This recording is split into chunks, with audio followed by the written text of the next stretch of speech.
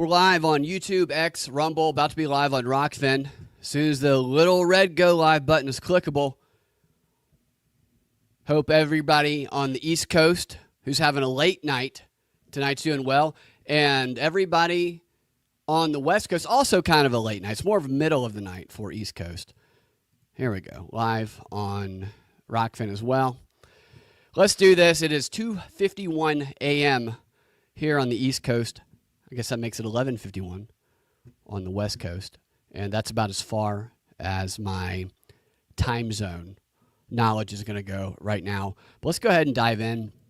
There's a lot of interesting stuff, just chaotic stuff in the news today, which is why I want to talk about Trump's chaotic cabinet news and the UAP PSYOP that is back. This is a propaganda report. I am Brad Binkley. Let me know if the audio and everything is good, you guys, in the chats. For me, I'm going to have a guest in a moment for the few clips that I'm going to play for you guys. If there's an issue with them, let me know so I can remedy them. Okay, let's dive in. Ever since Trump won the election last week, it's like he's done nothing but make cabinet appointments and department head appointments. He's made like 14,000 of them since last Tuesday. It's getting to the point where I'm starting to wonder, when am I going to hear my name called for something? When are you guys going to hear your name called for something? So many people have been appointed to so many things, like 25 people or so. It's just bam, bam, bam, bam, bing, bing, bing, bing, bing, new appointment, new department head, bing, bing, bing, just dominating the news cycle with these truth posts, making these big, I'm happy to announce, and then he's honored is what he usually says. But it's really an interesting media strategy because it has completely dominated the news. It's all they've talked about the past couple days. It's like Israel and Palestine don't exist this week. I mean, see how Jake Tapper, see how much he cares about the remaining Israeli hostages right after Trump truths that Matt Gaetz is going to be his attorney general. Not very much, it would seem, because Jake Tapper wasn't focused at all on that when the outrage around Gaetz' appointment ensued. They didn't even have time to get over being flabbergasted about the Fox News host that was announced the previous day for defense secretary. I mean, it's like a whirlwind of announcements that is being laid upon the media, and they're going to have a seizure. It's like these posts on Truth should come with epilepsy warning, like those movies, because people's heads are spinning. And you notice how he did it, too. It's interesting, the announcements that he made today. He made a long list of announcements of people who are going to be coming back. Some of the ones yesterday that we weren't sure about, he did confirm. But what he did was he announced not Tolby or Colby. It makes me think of the Supreme Court Justice. That's another story. He announced Tulsi Gabbard as Director of National Intelligence and then Matt Gaetz as Attorney General right after announcing Marco Rubio as Secretary of State. Rubio Secretary of State. Oh, but Tulsi Gabbard, Matt Gaetz, which is a very smart move because you want to bury the trash under the chaos, which is what he did. Hardly anybody was talking about Marco Rubio yesterday because people were either excited about Gabbard or they were outraged or excited about Matt Gaetz. Rubio just kind of slipped on through like he might do at a foam party at a club in Miami. And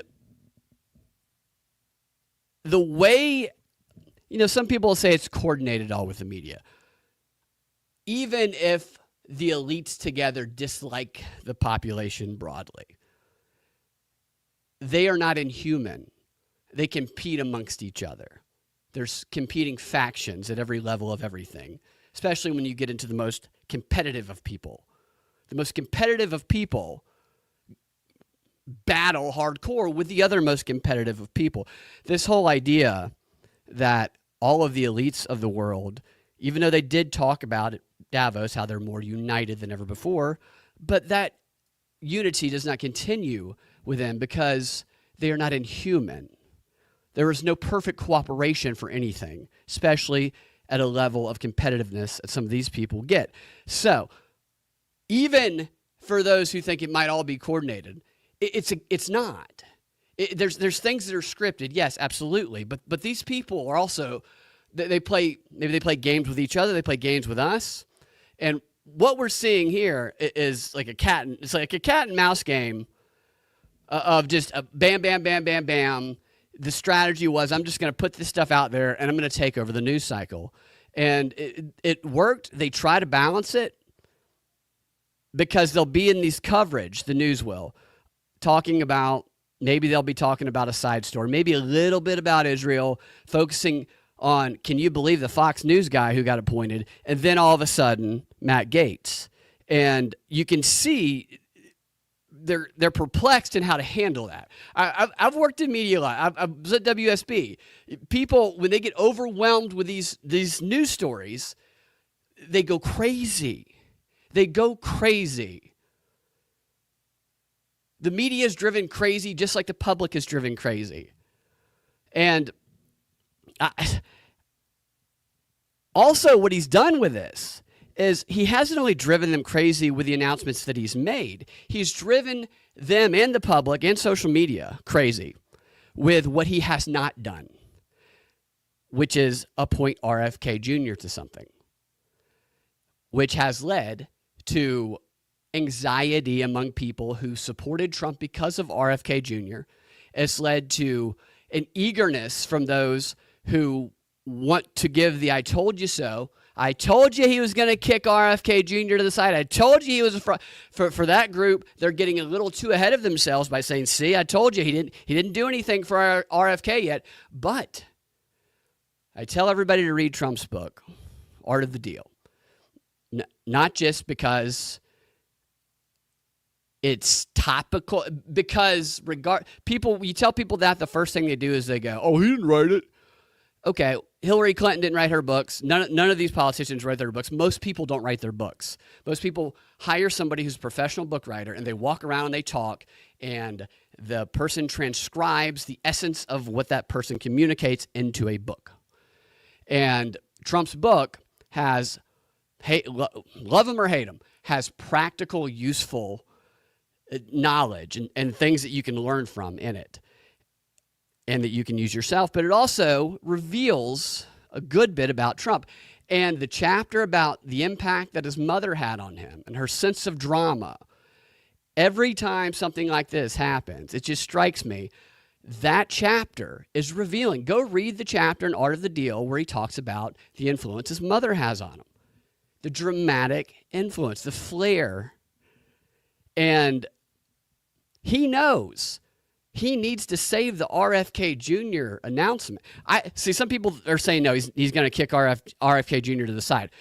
I'm saying he's saving the RFK Jr. announcement for either the grand finale announcement, because that's how you build the most tension. Right when everybody thinks that, RFK Jr. is kicked to the curb, Trump makes a truth post saying, I'm honored to announce RFK Jr. as my press secretary. I think he'd make a fantastic press secretary. Obviously, that's not going to be what he's appointed to, but you get the point. The other way that he might use RFK Jr. is the same way that he used Tulsi Gabbard, is right after he makes another awful announcement, like Marco Rubio. So the next Marco Rubio is going to be quickly followed up with maybe an RFK Jr. so people can forget about the one they hate and celebrate the one that they like. Very strategic release of information. They talk about this in the propaganda literature dating back 100 years too. It's, you want to deliver bad news buried underneath good news. Deliver the bad news on your time, on your clock. Control the delivery of it and release it right around a bunch of good stuff or other stuff that's going to distract away from it. Very obvious propaganda techniques, but it's fun to just watch everybody freak out about it. I'm not going to dive into the details of any of these people, really, other than Matt Gaetz. A little bit about Matt Gaetz, and then we might have a guest. We are going to have a guest on for a minute to talk about these appointments right after Actually, I'll bring him on right now. What's up, JC? Mr. President, I was going to wait a minute, but I know you have, from what I understand, you stay up 72 straight hours.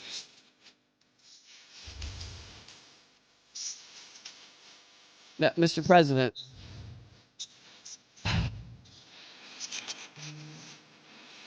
Mr. President. Okay, Mr. President. Mr. President, we got to cut the song. I'm very confused. Brad?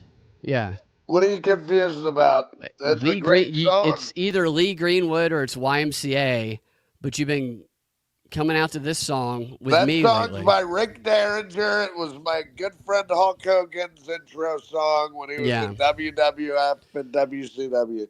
Well, tell us about these appointments that you made. Marco Rubio, that's the one that people were dreading, but not a lot of people are talking about because Tulsi Gabbard was announced afterwards, and then the most divisive one, Matt Gaetz. Well, a lot of these people, they did things that a lot of people should say that they should be my enemies. But, I've read things like the 48 Laws of Power, and it says to make your enemies your friends, and they'll be your most loyal friends because your friends can become your enemies. It says your friend or your enemy who implied you had a little package by saying you have a little hand can then become your friend down the road. And I'll be my most loyal friend because I spared him. What's the thinking on Marco Rubio? Rand Paul, I think it was Sunday, said that Marco Rubio is the same as Hillary Clinton, a warmongering neocon. I tend to agree. What's the thinking on putting him? What was the position? Secretary of State? Is that what you gave Marco Rubio? Well, these titles get confusing. Yes, Secretary of State for Marco Rubio. So, going to have a lot of influence over the war machine, Mr. President. Are you going to be going after our foreign adversaries on this planet, or perhaps, and I'll connect this later in the show, perhaps you are tapping Marco to fight the UAPs? Well, we got Space Force, which is one of my proudest moments, creating Space Force. There was a guy who worked for Space Force who testified at the UAP hearings today, which I'm going to play some clips from later if you want to stick around, talking about the reverse engineering of the crafts and the biologics and stuff like that. But I don't want to get too far off track because so Matt Gaetz he's Attorney General, is what you said that you appointed him, which, by the way, all of these appointments that have been made, there's like 25 of these appointments so far. I think it's so funny the media completely obsesses about him because 3 months into your presidency, 6 months in, what percentage of these appointments are still going to be there? 50%, maybe? What percentage of them even make it to day one? Well, I bet, yeah. Who knows? They might all get fired too, like the last ones. Well, there was a lot of turnover before, and maybe it'll be different this time. Some things have been different, but it wouldn't surprise me if there's at least a couple of these that don't even make it to day one. And this might have been just a way to consume the media with all of this, because some of Matt Gaetz has to be confirmed. A lot of these people have to be confirmed, and they might not. I don't know. But here's Matt Gaetz. The narrative today, or yesterday, it was funny to me. I think Matt Gaetz is kind of douchey. Okay, now he was good on opposing the Russia stuff, and he's very good at doing PR type stunts, and he is a lawyer, so he is qualified technically to do this job. But what the media tried to do is very similar to what they've tried to do to you, which to me makes sense to why he would be put in this role of Attorney General, to where he can use the justice system to investigate people who have investigated him. Let me find what they were saying about Matt. You know Matt Forehead Gates, right, Mr. President? I know sometimes you have all these people around you. It can be confusing. Yeah, I know who Matt Gates is, Brad. I Of appointed Florida. him. Yeah. You appointed him today. Yeah, he's a Floridian. Okay, so right He's after. a deeply gifted and tenacious attorney. And that's what you're looking for from your attorney general. But right after you announced him, Mr. President, he immediately resigned from Congress, which is kind of a funny thing. Matt Gaetz resigned from Congress, which was apparently surprising to some people. But what that did was that ended a House Ethics Committee investigation that was ongoing into him.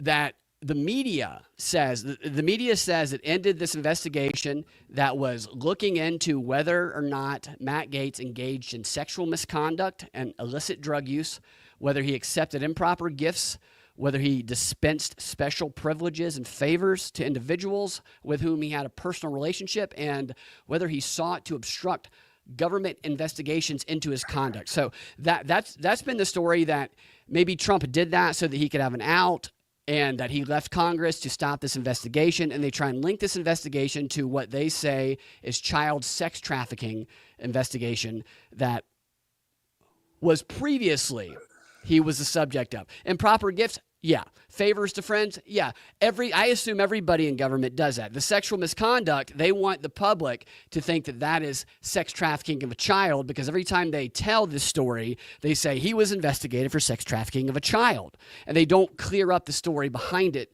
not intentionally anyway. I'm going to play you a clip where they kind of unintentionally exonerate Matt Gaetz. But this investigation into child sex trafficking, the way that sounds, it sounds awful. Child sex trafficking. You picture young children moving in hordes across the city of Atlanta, a huge child sex trafficking hub.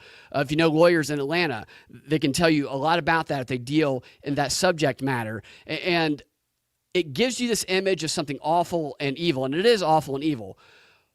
What the woman who is the subject of that investigation, not that this is okay, she was a 17-year-old about to turn 18 who was telling everybody she was 19. So that's a little bit of the backstory on her.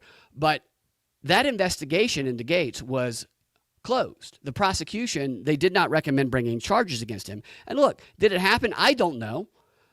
He seems like a douchey guy. I have no idea. I'm saying there was no actual evidence that rises to a level that would be admissible in court, that would it would be frivolous. What they presented would be frivolous, and a lawyer or prosecutor who brought those charges could very well be disbarred if they were to actually bring charges based on the flimsy amount of evidence that they had against Matt Gaetz. It was simply a propaganda narrative that appeared to look like an attack because he was a Trump supporter. Now, Matt Gaetz looks like a douche. So when you float a story out like that, the plausibility factor hits. I know when I first heard it, I said, yeah, I can buy it. He comes off as somebody who might do that. Yeah, he's got a very small face. He's got a very tiny, it does. The eyes are very close. But I'm going to let MSNBC lay out why the charges against him, whether there weren't any charges against him. They recommended not bringing charges, and they never brought an investigation, despite the fact that the news today makes it seem like a pedophile was just appointed the Attorney General. You know, Brad, it's because of all the nefarious things they're doing, the corrupt fake news, and these globalists, like you were talking about earlier, the people in Davos. Yeah. You know, the deep state. The deep state, yes. They're projecting their things onto me and the people that I select. There's a lot of projecting going on for sure. Now, here's I used to watch CNN the most, but MSNBC is the funniest to me now because they're so ridiculous. Here they are talking about the appointment of Matt Gaetz. It is a sign of the times that we're actually talking about Matt Gaetz being confirmed for Attorney General. It's shocking because he was very close to being indicted by the Department of Justice. It's shocking because he was very close to being indicted by the Department of Justice. And then he goes on. And I think the reason why he wasn't was that the two key witnesses against him, Joel Greenberg and the then underage girl both had credibility problems. Joel Greenberg is a walking criminal enterprise. He had lied about his previous political opponent being a pedophile. So the government was not going to rely on him. And as far as the alleged victim, she lied about her age and went on this sugar daddy type of website and now does adult films. And I'm not castigating someone for their choice of employment, but it doesn't have jury appeal. So the DOJ looked at both of them and said, we need more. And so they subpoenaed Matt Gaetz's former girlfriend, who actually is legit, who worked for the federal government, the state government, and she was given immunity to testify before the grand jury. And apparently she only gave him up on the witness tampering issue. And she only gave him up on the witness tampering issue because that was what. So he says that as though she had evidence of him doing child sex trafficking instead of all she had on him was witness tampering, whatever the definition of that might be. And notice how he started this again, just at the very beginning. Just listen to how he starts his little spiel here. Dave, we've been talking to New York Times reporter Mike Schmidt about the investigation that went on for a few years into sex trafficking allegations and the decision by DOJ not to ultimately charge Matt Gaetz, but that his former acquaintance, Mr. Greenberg, is currently in prison and had offered some pretty, I guess in another time, would be disqualifying testimony or associations about the man who, if confirmed, will be. No, he never said Gaetz did anything that they're trying to imply that he did. He never said that. America's next Attorney General. Your thoughts? It is a sign of the times that we're actually talking about Matt Gaetz being confirmed for Attorney General. It's shocking because he was very close to being in. And that's what I thought was interesting. It's shocking to him that Matt Gaetz might be the Attorney General. And then he goes on to say, because he was very close to being prosecuted for child sex trafficking. No, he wasn't. He was never very close to that. He was accused of that. And then he goes on to lay out why there were no charges brought, which one, this guy Joel Greenberg, has no credit. There's two witnesses. None of them have credibility. The first one, Joel Greenberg, who had a history of accusing people of being pedophiles, and maybe they were friends. I'm not saying they didn't do sleazy stuff together. Maybe they did. Maybe if there was evidence of what they say he did, they couldn't find any better evidence than a witness who has zero credibility. I mean, this guy who they're saying, this guy said the lawyers couldn't use his credibility, the prosecutors. He made a plea deal because he was having sex with a 17-year-old who was almost 18, this is what it says in the story, who was telling people, passing herself off as 19, and he was introducing other people that he knew to this girl, some of whom he says may have paid her for sex. This is in his plea deal. He got 12 years in prison for this other guy. He was a politician in Florida.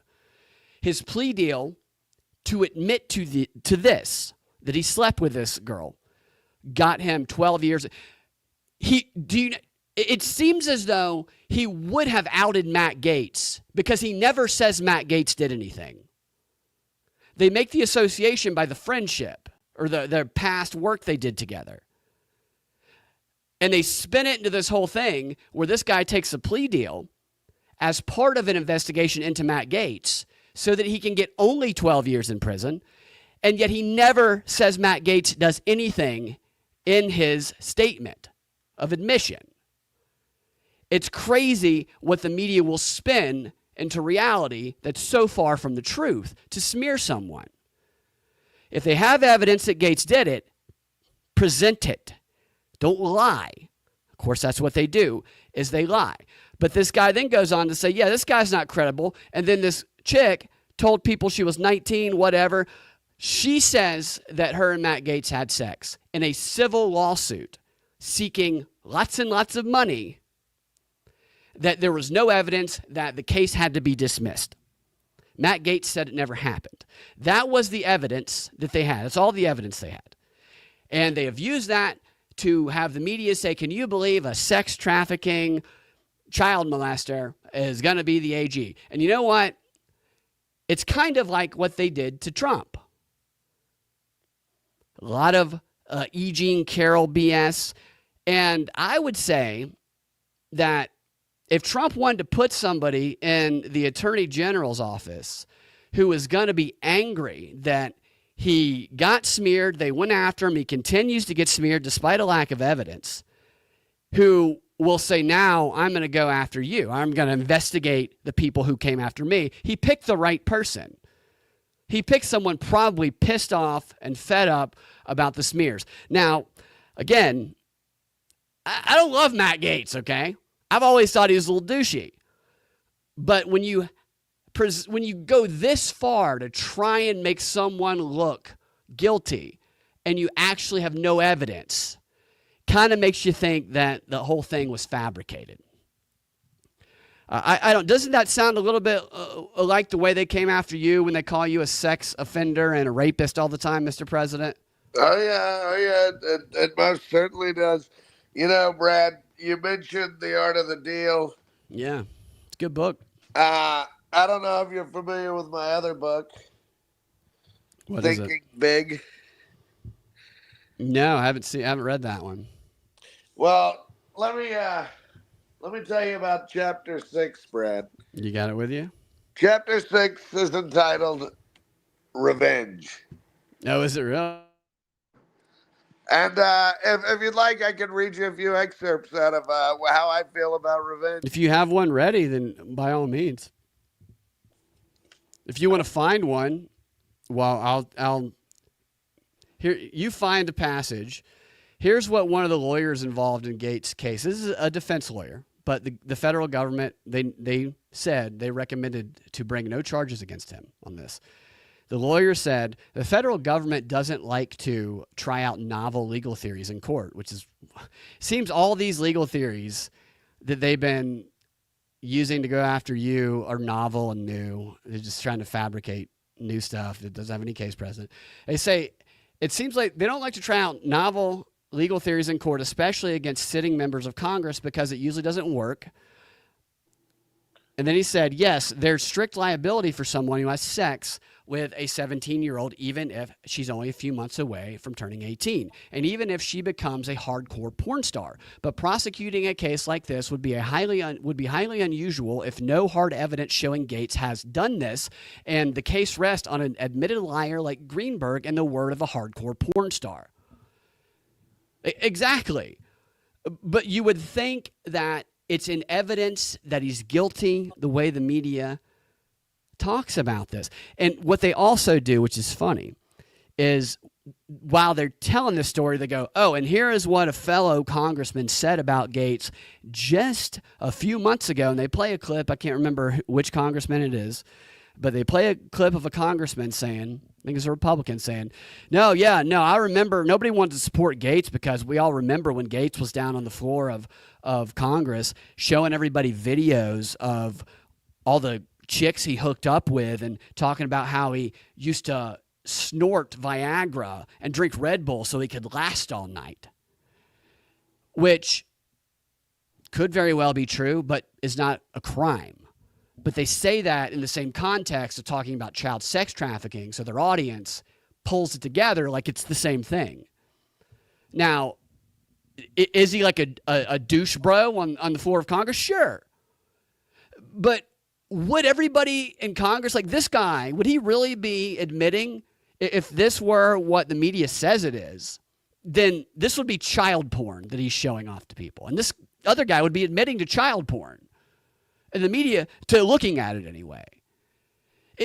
Anything that can be close in association in people's minds that without a careful separation of them become one, they will do. The associative feature in the brain is how Edward Bernays talked about it. Edward Bernays' books talks about this stuff in detail, propaganda, crystallizing public opinion, all of his books.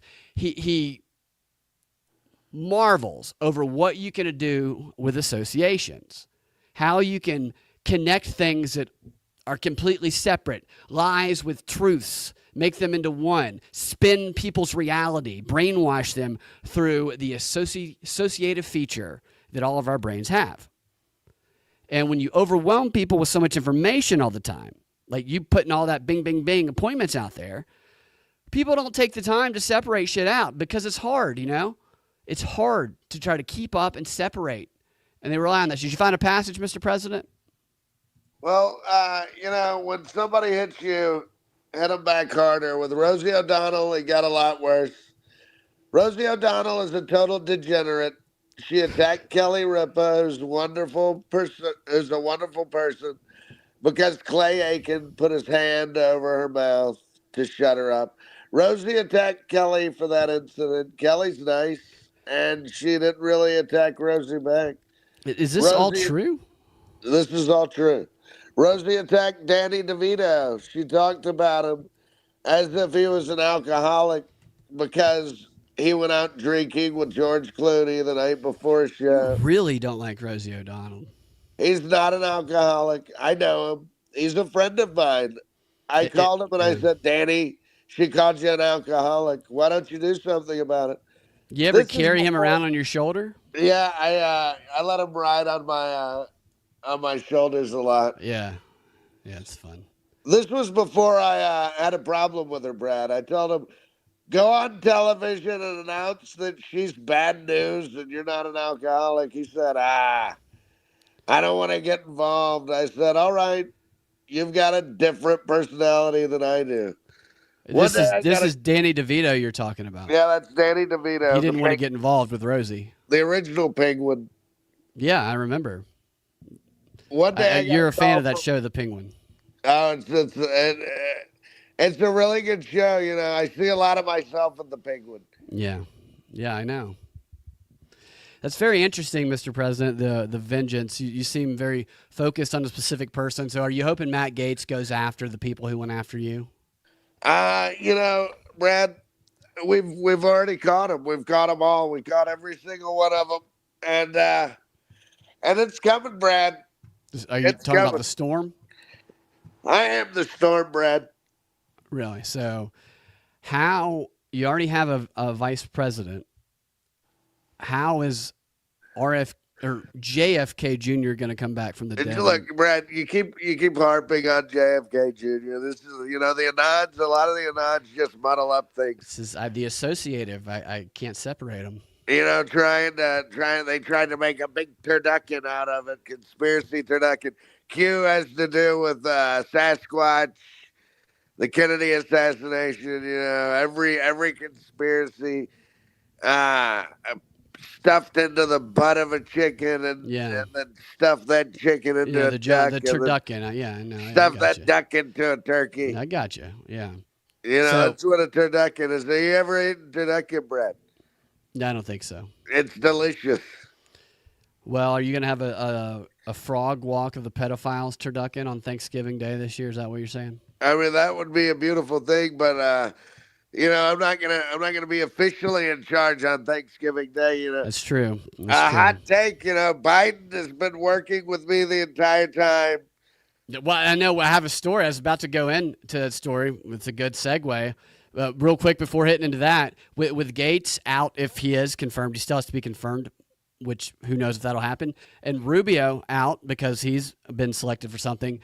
How are those two seats filled? Well, they're both in Florida. So Rubio's Senate seat, the governor of the state gets to appoint a successor, which is a DeSantis, and that person will serve until 2026, and then there will be a special election. And Axios believes that DeSantis will appoint this successor, and then he might himself run for Senate in 2026. You know, there's some rumors that your boy Brian Kemp might run for Senate.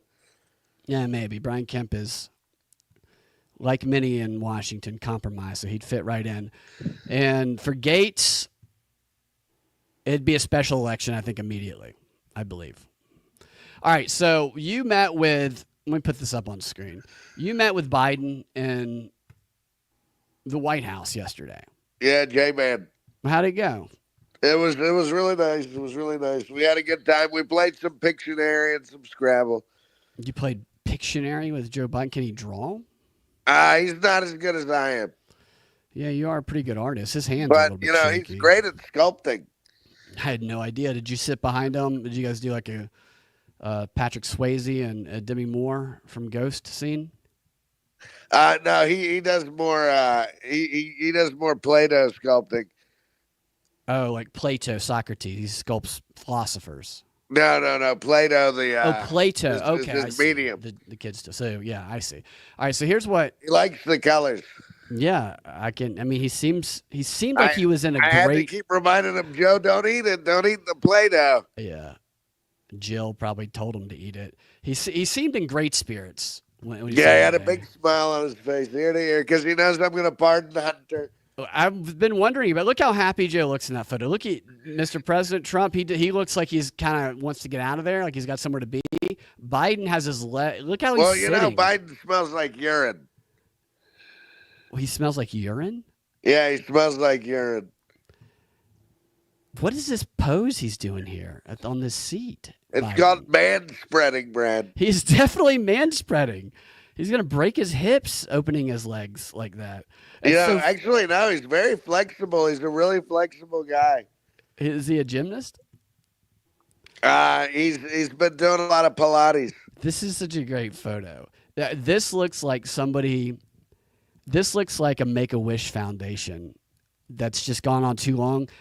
Trump came in to see the Make-A-Wish person, and the Make-A-Wish kid is so super excited just to be by there, and Trump is like, all right, I've been here an hour. Can we get out of here?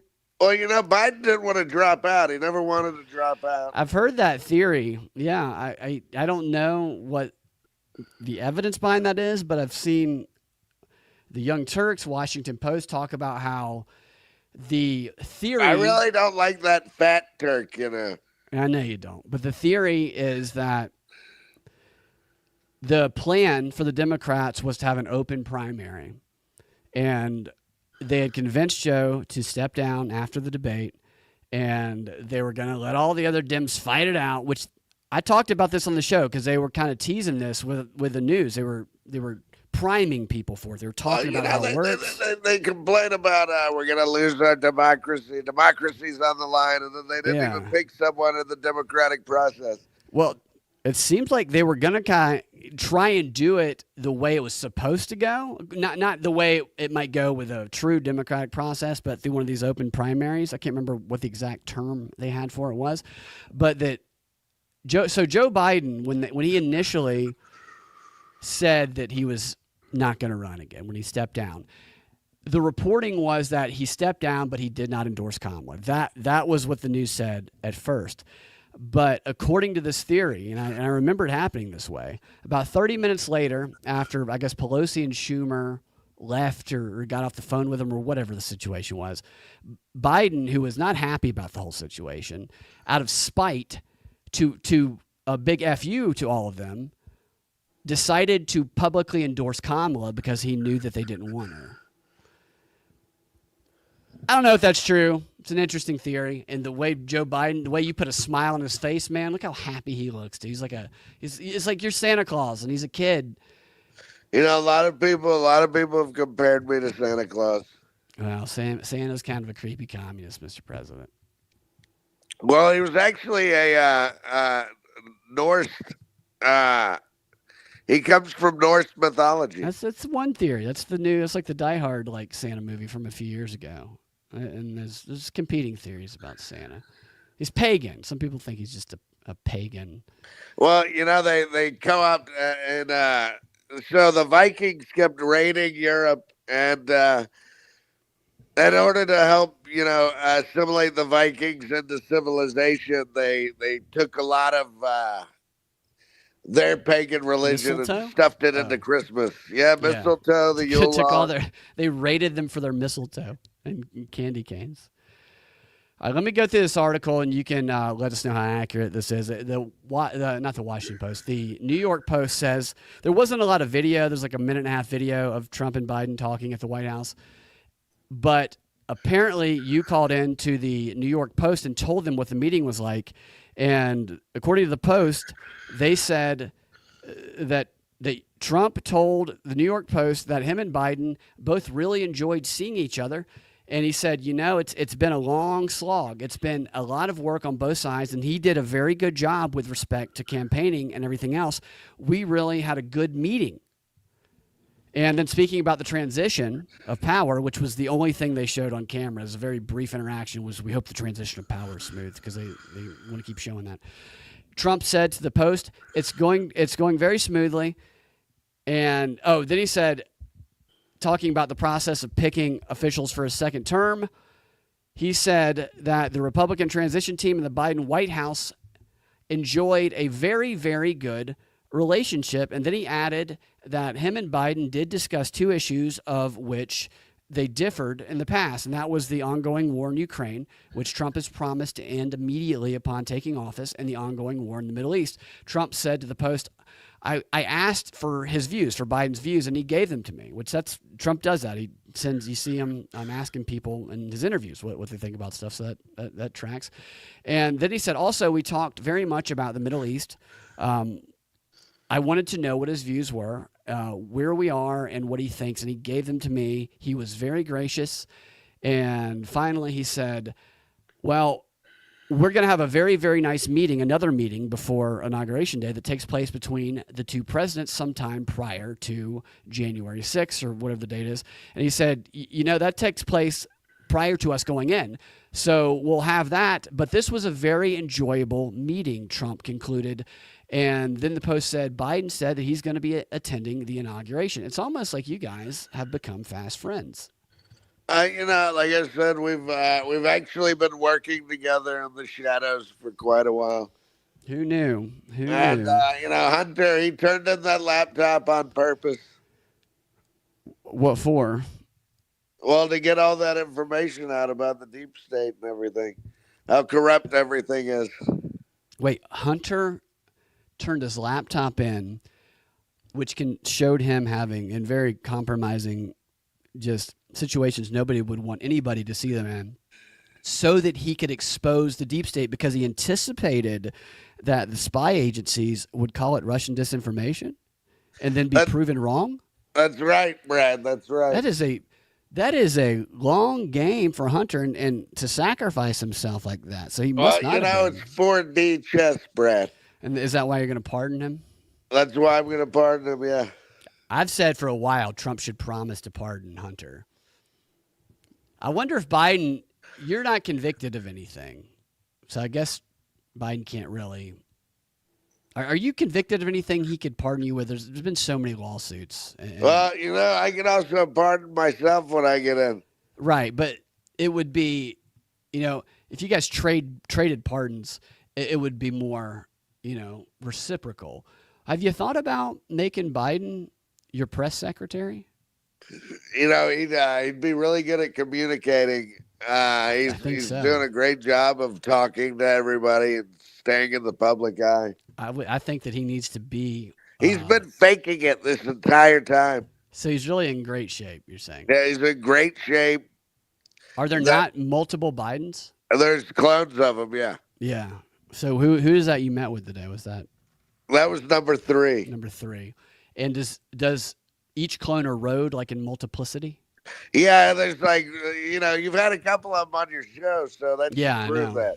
Yeah. You haven't had the same one though. They've all been different ones. I can't. Yeah, they're very good, all of them. What about Melania? Melania didn't show up to this meeting, so it was just a photo. I wonder if they have that photo of there you are. There you guys are laughing together. Look at that. You guys are best buddies. He called you a racist, and he said he lied about you saying good people on both sides for so many years. There's you. It looks like you're about to do karaoke at the White House. We did do lounge. karaoke actually later. What did you guys sing? I sang America as I do. Yeah, you love that song. Okay, that's interesting stuff. And then we sang We're Family together. Yeah. You guys going to spend Thanksgiving together? No, we're not. I'm going to be spending Thanksgiving with my family. Why didn't Melania come? Is it true she was upset about the way Jill Biden... She says that she said in an interview before the election that she didn't think Jill Biden was being genuine when she called after the assassination attempt in Pennsylvania. Is that why she didn't come? Yeah, her and Jill don't get along. Yeah, because I thought maybe she she was over at my place. refuses to call. It started because Melania was refusing to call her Dr. Jill. Yeah, oh, that's how. Yeah, no, she gets upset about that. Mr. President, I don't want you to think that I was hanging out with Melania while you were there at the White House, because I wasn't. I would never do that to you. We're too good of friends. Okay, so now onto the UAP stuff. This is what we're gonna close the show out with this and a rap from Mark Zuckerberg. But wait, he's rapping now? He is. He made a rap song, and I have it. How bad is it? Oh, you're gonna have to wait and find. It's not bad, actually. Is it better than the Super Bowl Shuffle? No, it's not as good as the Super Bowl Shuffle. But I am not even gonna mock him for this. I support what Mark Zuckerberg did with the recreating of a rap song, which we will get to at the end of the show. I want to do this UAP stuff here. So this, I followed a lot of this UAP stuff when David Grush and all this, the big reveal about we have these craft retrieval programs, and they had this guy who they say is the most credible person in the world, David Grush, come and talk about all of the things that he says our government has done with aliens, and that we have biologics and we have bodies, but he's never seen any of it. People just told him that are credible, and it all feels like a PSYOP to me. And the PSYOP is back, the UAP PSYOP. UAP, formerly UFO, they call it UAP now. So it can also, you can put drones in that umbrella, just anything flying that you don't know what it is. I think unidentified aerial phenomena, is that what it is? I don't know. It's something like that. But they had a hearing yesterday, and this hearing was done by the Subcommittee on Cybersecurity Information Technology and the Subcommittee on National Security. So I thought that was interesting right off the bat, is the committee that was doing this. It's a Subcommittee on Cybersecurity Information Technology and National Security. And obviously, if there are crafts flying around from another world, that's a national security threat because we're helpless to them. Also, though, if these were crafts flying around from another world, and they were being this casual about it, as they have been for years now, that would seem like something that the media should focus on more than Matt Gaetz' allegations, is the fact that we have an uncontrollable source of power manhandling our skies that we can do nothing about, unless they don't want people to be afraid. That would seem like the most urgent thing, which they kind of bring that type of framing into this. But I'm like, why all of a sudden, again, do you guys care about this? And I have an idea on that. I think that they're talking about it again now because they want it to be top of mind for when you get into office. And I'll tell you why in a minute. But this entire hearing was branded as we're going to blow the lid off of everything about UFOs and what's out there, about the truth. This is well, the truth is out there, Brad. That's what they say. The lid is still firmly in place because there were no lids being blown off, and I didn't expect them to be, because it was just as Van Jones would say, a nothing burger. Again, they do the same thing that they always do. And it appears that the reason they're doing it is for a few reasons. They want to raise money to put into these programs to do whatever they're actually doing with these UAP programs, because there's millions and millions of dollars going into these programs that are now investigating UAPs. What they're really doing, I don't know. They want to keep that UAP narrative top of mind for the PSYOP purposes, and they want to promote the UAP Disclosure Act, which I've talked about this before, the reasons why they want to promote it, and I'll tell you all of that going through this, but I have a few clips I want to play for you. The specialists or the experts that they have who we're going to hear talking are Tim Galladay. He's a retired Rear Admiral of the U.S. Navy and CEO of Ocean Consulting. Luis Elizondo is the author and former Department of Defense official. Michael Gold, former NASA associate, administrator of space policy and partnerships, administrator of space policy, that's an interesting title, and a member of the NASA UAP independent study team. And then Michael Schellenberg, the founder of Public, which is a news outlet on the Substack platform. Schellenberg is the interesting one to me because he's so credible in other context. Everybody talks about how credible Schellenberg is. Then he's here at these hearings, and he loses all credibility to me. All credit. Like I look at him like, what? This guy is so trusted by so many people in the independent media. He's called out all the stuff that was going on Twitter. He's called out, he's not a Republican, but he's called out all the stuff that they did to you, Mr. President. They went after you. He's highlighted the truth, and he's gone after the media just like many of us have. And then here he is in these hearings being a puppet for some psyop, and there's no way he doesn't know it, in my opinion. It's weird. It's weird, just plain weird, as they used to say for J.D. Vance. So I'm just going to play clips. The first clip here, in my opinion, is what I was thinking the entire time until I heard someone actually express it. And hold on, where's this? Sorry. The person hosting this, the moderator of it, is Nancy Mace, by the way, who's super hot. All right. I believe this is the clip I'm referring to. Material. So if that material exists... We're talking about biologics and crafts by material. And he's saying, if this material exists, I'll let him continue. Today, who's in possession? Sir, I wouldn't be able to have that conversation in an open hearing. We'd probably have to have that. Okay. Wouldn't be able to have that conversation in an open hearing. This is one of the guys who said they're going to blow the roof or the lid off the truth. This is every answer was we can't have this conversation. No, we have to go in a skiff, or we'd have to get approval. No answers for anything. That exact answer 500 times during this thing. My question to you then is, if we were in a secure setting, if we were in a skiff, would you be able to provide or get access to something, whether it's visuals or material that we could put our hands on, or biologics that would convince me, that would show me that we have non-human origins? Sir, that decision would not be mine. That would be to the gatekeeper still in the U.S. government. He responded so quickly to that question as though that were an unreasonable question. That's the question everybody is asking. Is there anything that you can show us? Is there anything? What would it take for you guys listening, watching, to not be fully convinced, but at least be intrigued that maybe there's something to the UAP thing?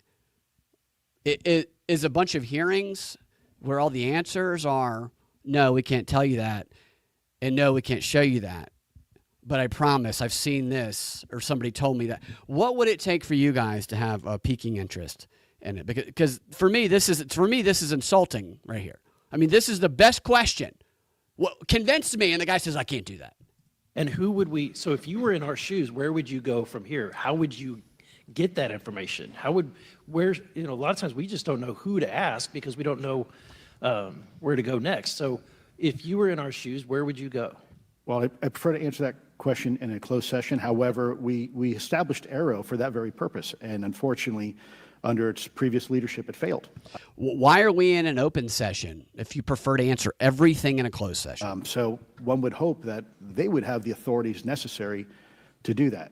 Let's hope that this new iteration of leadership will be successful. In the discussions, it's simply about material, or is there discussion about it was previously testified that there's biologics that were collected. Are you aware of any of that? I am, sir, aware of the reporting that biologics have been recovered. Again, my focus was more nuts and bolts, looking at the physical aspects of these phenomenon, how they interacted around military equities and nuclear equities. So I'm certainly not a medical expert. I would not be able to probably provide you a whole lot of value. Well, how about we get a medical expert in there? How about we get someone who can provide value? In that, simply because I don't have the expertise. But, was anything described as that we have possession of bodies? Yes. We have is it multiple types of creatures, or? Sir, I couldn't answer that. I can tell you anecdotally that we have bodies. I can't tell you what bodies. They're just bodies. It was discussed quite a bit when I was at the Pentagon. The problem is the supposed collection of these biological samples occurred before my time, in fact, before I was even born. And was So this guy's completely useless. This is a completely useless expert. He has seen none of the things that he's testifying to. He's not an expert for any of the things we want him to testify to. And everything of importance that we ask him, he would prefer to answer in a closed setting. Why is he even here? And biologics. You know, there's a story that the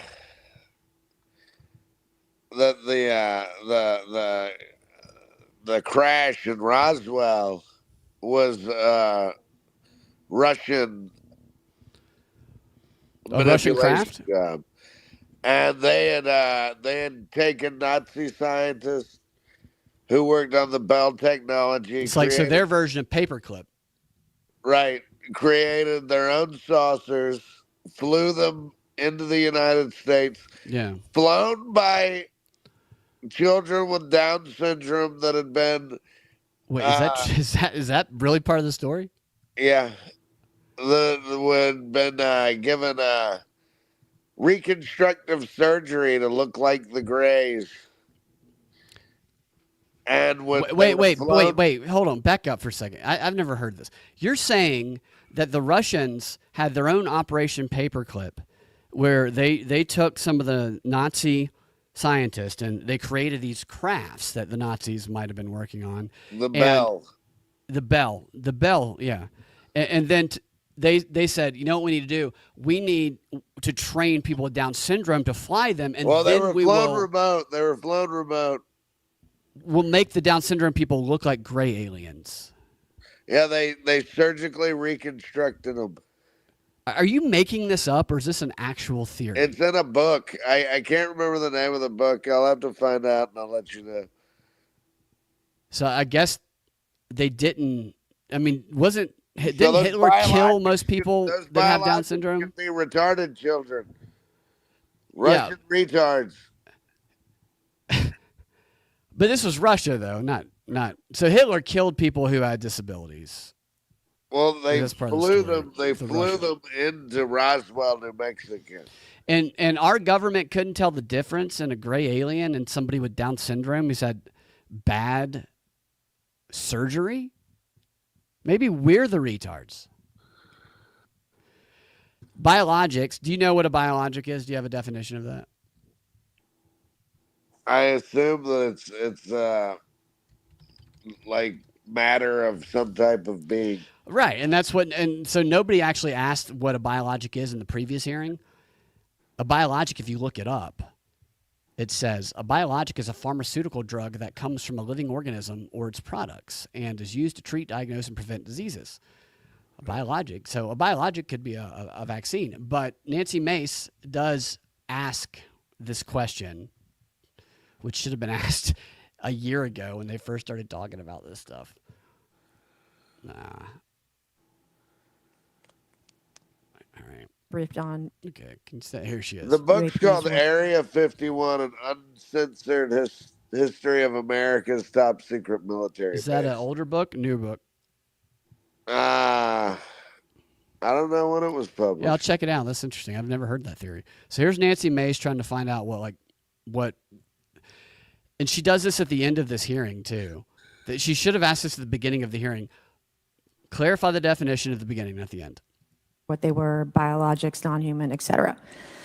How would you define, each of you, my last question, how would you define non-human biologics, non-human intelligence? What are we actually talking about? Admiral, and we'll go down the How line. would you end with that question, not start with it? I don't think it's a stretch when you look at the diversity of life on this planet and the size of this universe to think that there would be more diverse, higher order, non-human intelligences throughout the universe. And that's probably what's visiting us. So there's our first answer, that it could be of a higher intelligence. And I don't think we would recognize a higher intelligent being if it were right in front of us, personally. So that's what I would probably lean towards, that type of definition. I would take the scientific approach. The definition would be the ability to react to a stimulus in a manner that requires an intellectual thought process. The ability to react to a stimulus. That's interesting. I just don't know. Michael Schellenberg, he just doesn't know. Look at that scene behind them. Isn't that interesting? Just all the people in suits just like looking at them. I wonder who all those people are.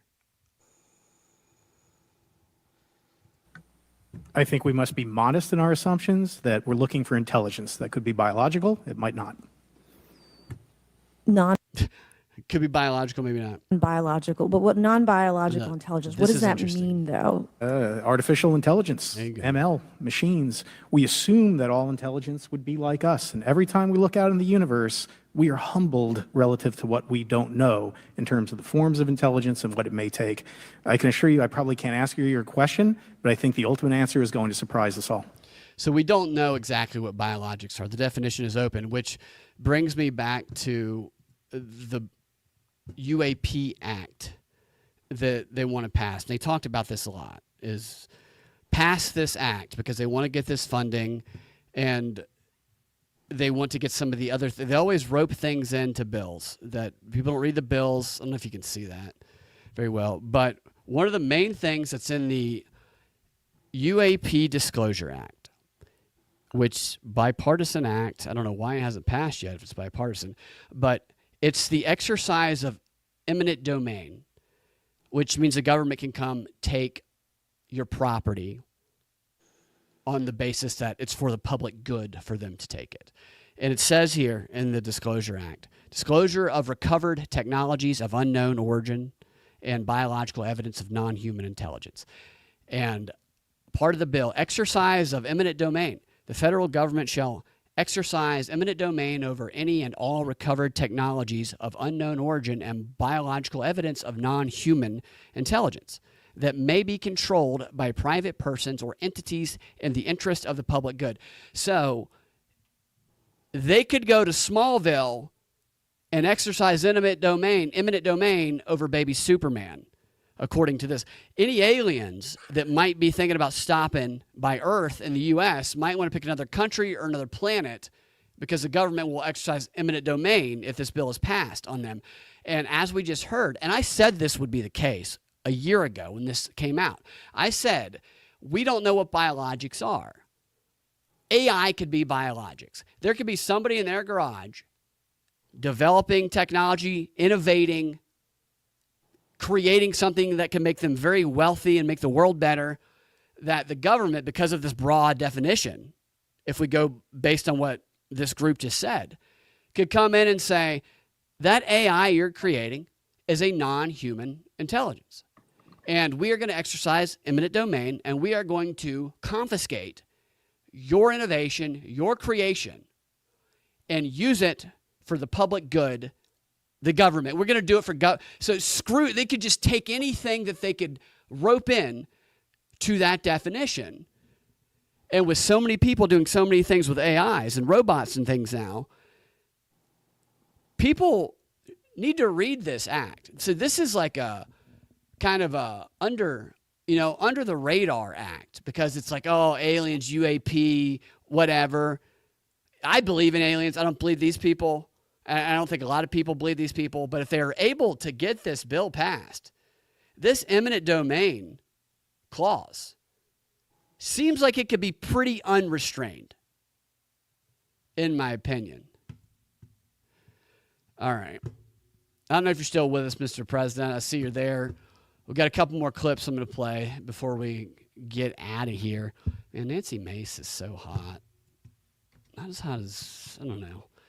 I don't know if I like Mace or Boebert more. Just depends. All right. What's the next clip? I may have to call it, Brad. I got a lot of. I know you got to get up early, Mr. President. If you got to go, you got to go. I'm just going to go through these clips. It'll probably take me 20 minutes or so. So if you got to get out of here, we'll do it again next time. I appreciate you stopping in and talking with us. Yeah, of course. Night, night. I love you. Night, night. I love you too. Sweet dreams, Mr. I hope President. you have sweet dreams. Dream of sugar Trump fairies. I will. Give Melania a kiss for me. Oh, I will with tongue. Yeah, definitely give her a little tongue. And then I'm gonna feel her boobs. Mr. President, this is not that kind of show. Oh, it's a children's show. This is a children's show. Yeah. At 4 a.m. It's a 4 a.m. children's show. Yes.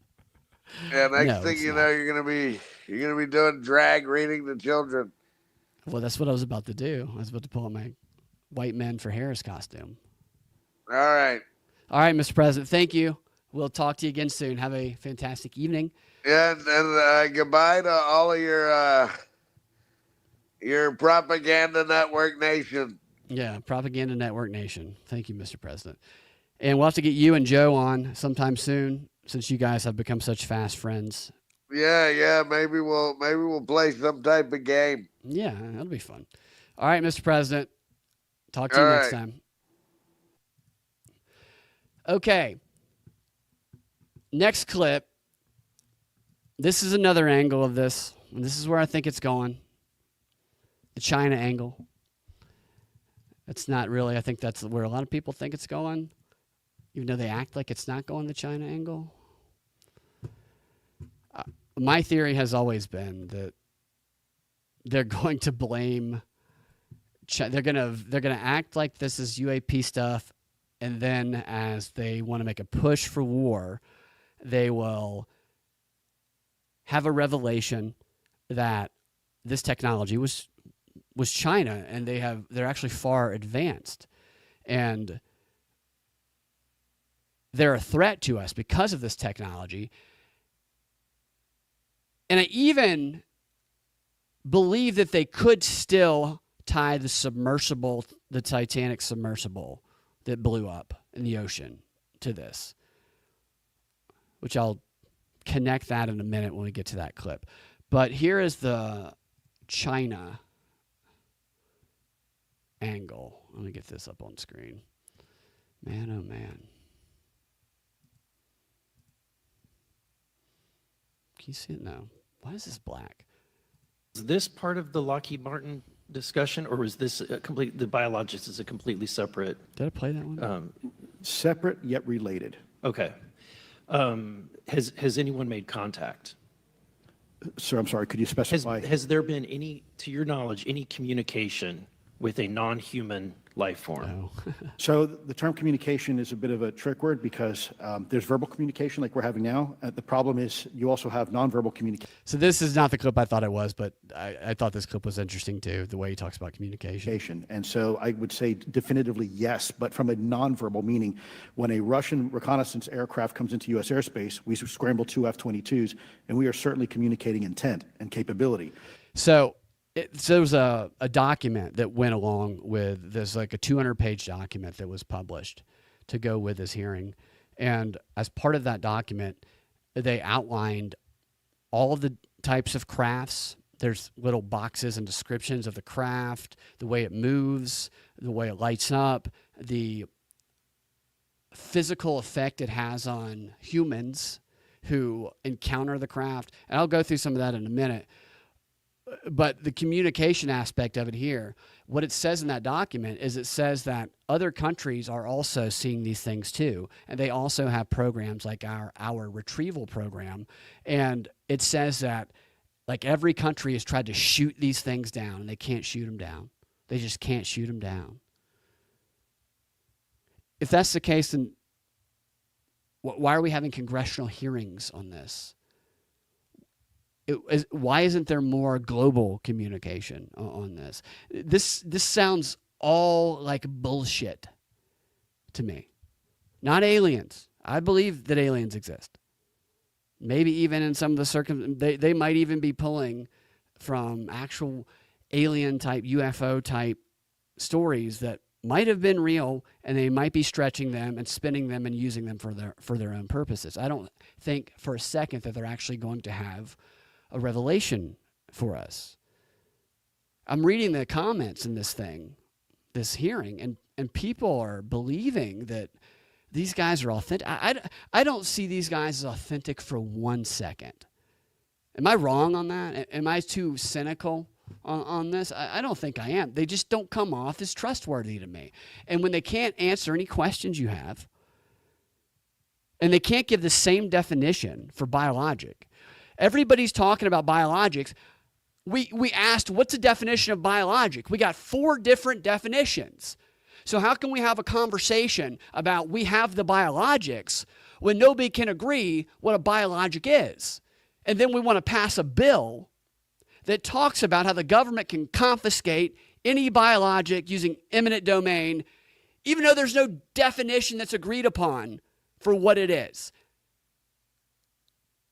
That's a bill that's allowing theft. What if you asked 100 people what's a biologic? 100 different definitions? If we continue down that rate, let me get at least 2 people with the same definition of biologic. And how about we start the hearing? That's what you're supposed to do. Nobody does that in arguments. That's what politics relies on. They rely on glittering generalities, is what they call it in the literature, and bad names, which is a bad name for bad names, but they call it bad names and glittering generality.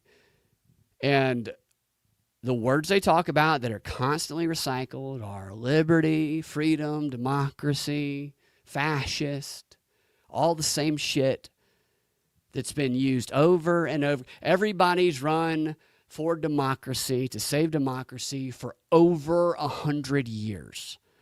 And nobody's ever started their campaign by defining in concrete terms what democracy means.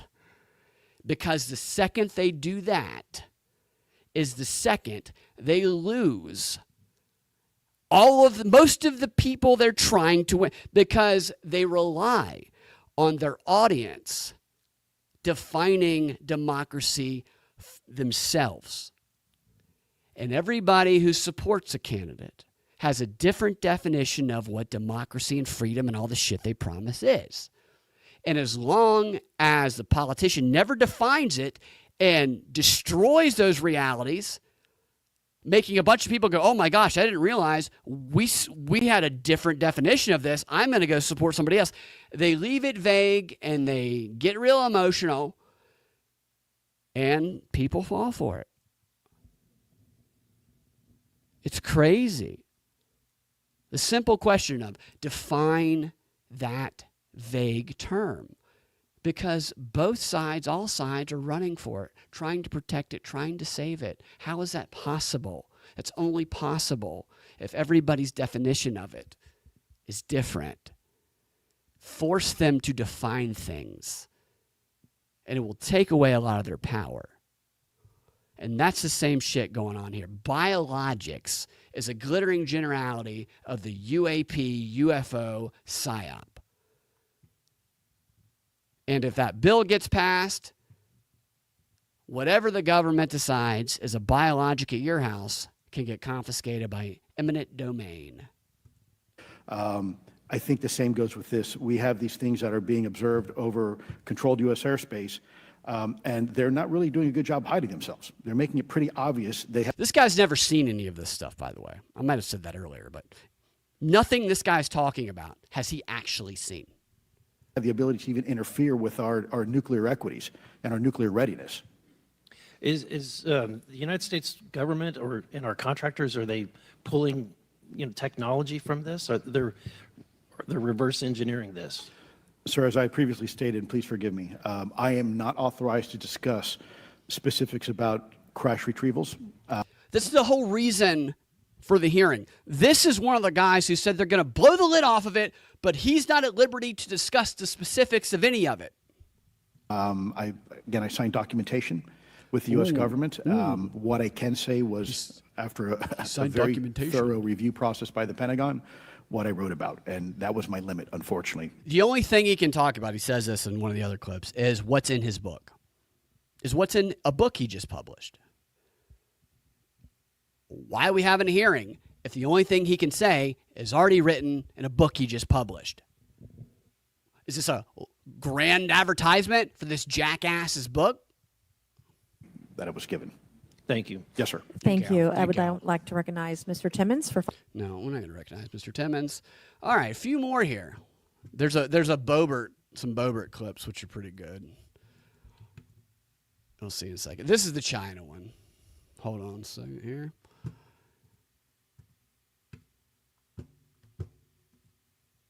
What's that we're doing? All right. Yeah. This guy's just kind of upfront with it. This guy's in the Air Force. This is, I can't tell what his name is, but it's a congressman. Trying to think how to say this because I wear two different hats. I'm still in the Air Force.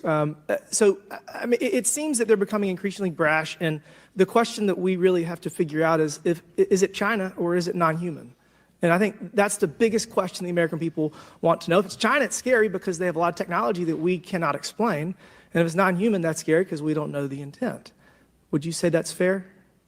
Yes, Congressman. And in fact, I really believe that we should use this hearing as a catalyst to improve and bolster our air defense capabilities and our maritime domain awareness capabilities, because obviously there are holes in it, whether it be UAP of non-HI direction or NHI direction, or, like as you say, sir, China or any other adversary. Are you all aware of any task force at the Pentagon or in the national security apparatus that's trying to assess the answer to that question? At the current moment, sir, no, but this is a great point. He asked, is there a task force trying to figure out if these unidentified aerial phenomena, drones, whatever, tic-tac, radar blips, on the premise that this is something that's very dangerous, is there a task force that's trying to figure out if this is China or if it's from another world? And this guy says no. Is that believable? There's been a threat. 2017 is when Tucker Carlson actually and the New York Times were the ones who first started talking about these UAPs. I remember I covered the story, I think at WSB. And the government said, oh, here's this threat that could literally destroy us. We don't need to put any resources to figure out if it's a foreign adversary or, from another world. If it's from another world, just hopefully they'll be nice to us. Even though all the other countries, according to us, tried to shoot them down. Of course they would have a task force, maybe they don't call it that, to try and figure out where these things are from. This is the bullshit. This is the funding request is what this is. No, that's a great point. We need that. We just don't have the money. We just don't have the money to do it. We give billions to Ukraine, but we don't have the money to try and figure out if this technology that could blow the planet up in a second is from China or an alien from outer space. If we just got a little more funding. From 2020 to 2022, there was a UAP task force in the DoD succeeding where Mr. Elizondo worked, led by Jay Stratton, who had the first comprehensive whole-of-government approach to UAP, which involved pathways to declassification and to increase transparency. It's all about overclassification of stuff, too. That's a major theme of this. As well as assessing the national security risks of UAP.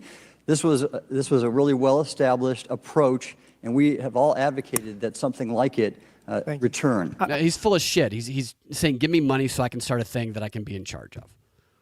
Of course, the Department of Defense, the DOJ, would be looking in to a threat that has technology we can't even compete with to figure out where it's from. It's just, no, we only talk about it when we come to these hearings.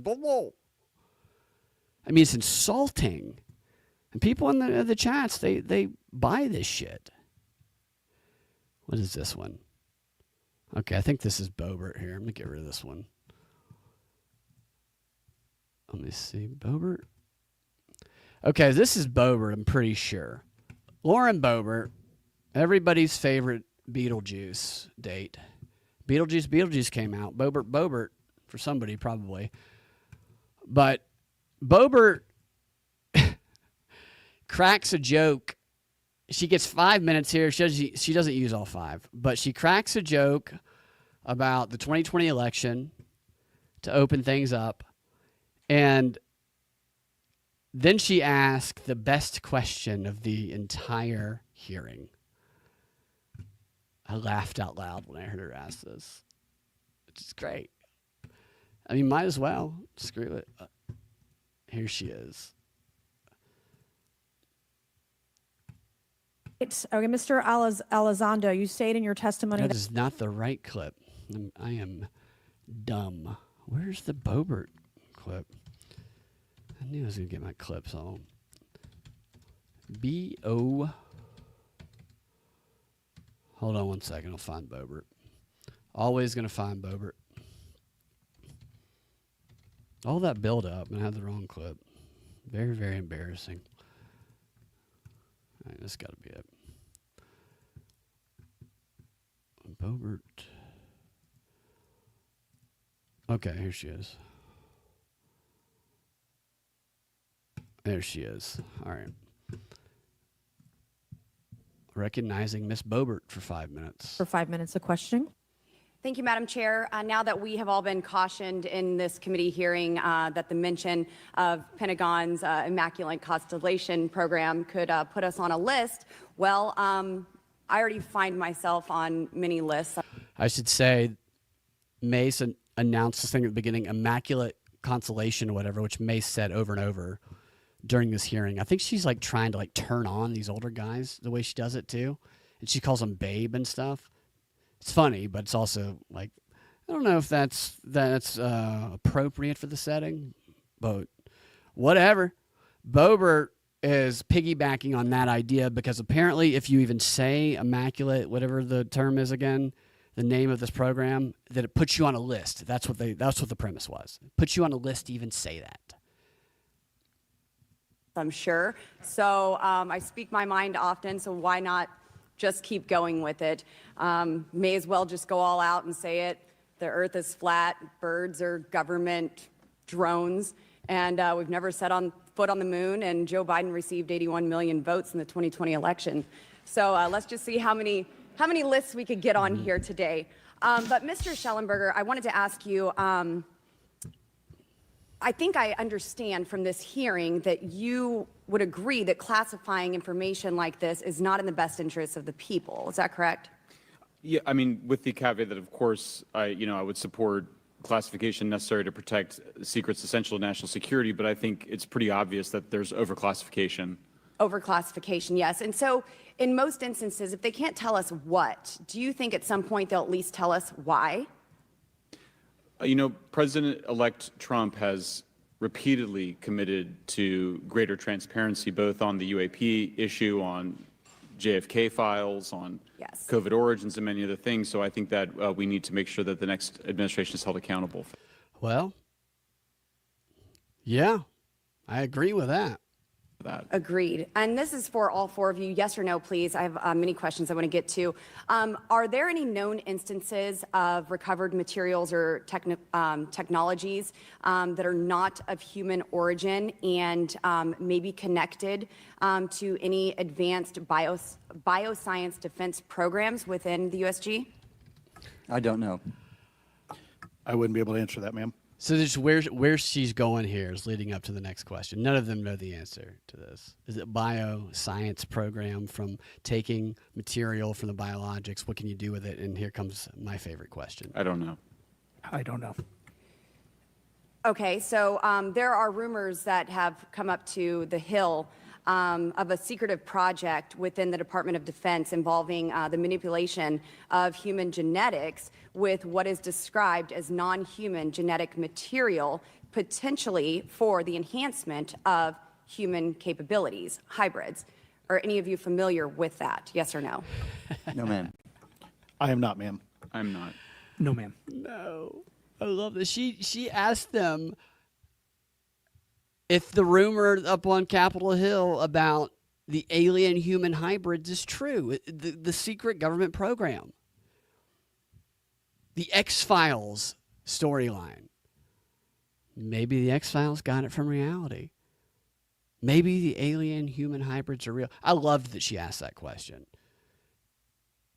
Because had one of them said, I prefer to talk about that in a closed setting, that would have really piqued interest right there. If you want to say the closed setting answer, say that. They just eliminated it. They just took out all hope that there's alien human hybrids happening, super soldiers, at least say, meet me in the skiff for that, to leave us some hope that there's alien-human hybrids like X-Files. Credit to Boebert for asking the question. You know, look at her. This is a grandmother, this woman. She looks like she's like 28 years old. I know she's almost 40. This is a grandmother, Lauren Boebert here asking this kind of question. She asked some more good stuff through the rest of her questioning. Okay, I would like to know, with Immaculate Constellation, how does this relate to UAP? So this whole hearing, you have Nancy Mace and Lauren Boebert and what's the other one's name, who used to be the MAGA model, Paulina, who's super hot, all saying Immaculate Constellation the whole time. I mean, the guys in the room are definitely activities, Mr. Schellenberg, in oceanic environments. Are there any instances where the Navy or other maritime forces have encountered UAPs that could not be explained by known technology or natural phenomena? Yeah, the Immaculate Constellation covers both terrestrial and oceanic, and there's actually a number of cases described in the report that occur in the ocean. And do you believe that there is a concerted effort by the Pentagon to keep Congress out of the loop regarding these UAP activities, specifically in our waters? Yes. I think it's about 5% of our ocean that's actually been studied in detail by man, and we've studied more of space than we had of our own oceans. They always say that we've only studied 5% of the ocean. I even looked it up to see if that's still the number they use, and all the search results say, yeah, we've only looked at 5% of the ocean, which is the number they've given for as long as I've been alive and been able to search the internet. So we've searched no more of the ocean than we had searched when I was born.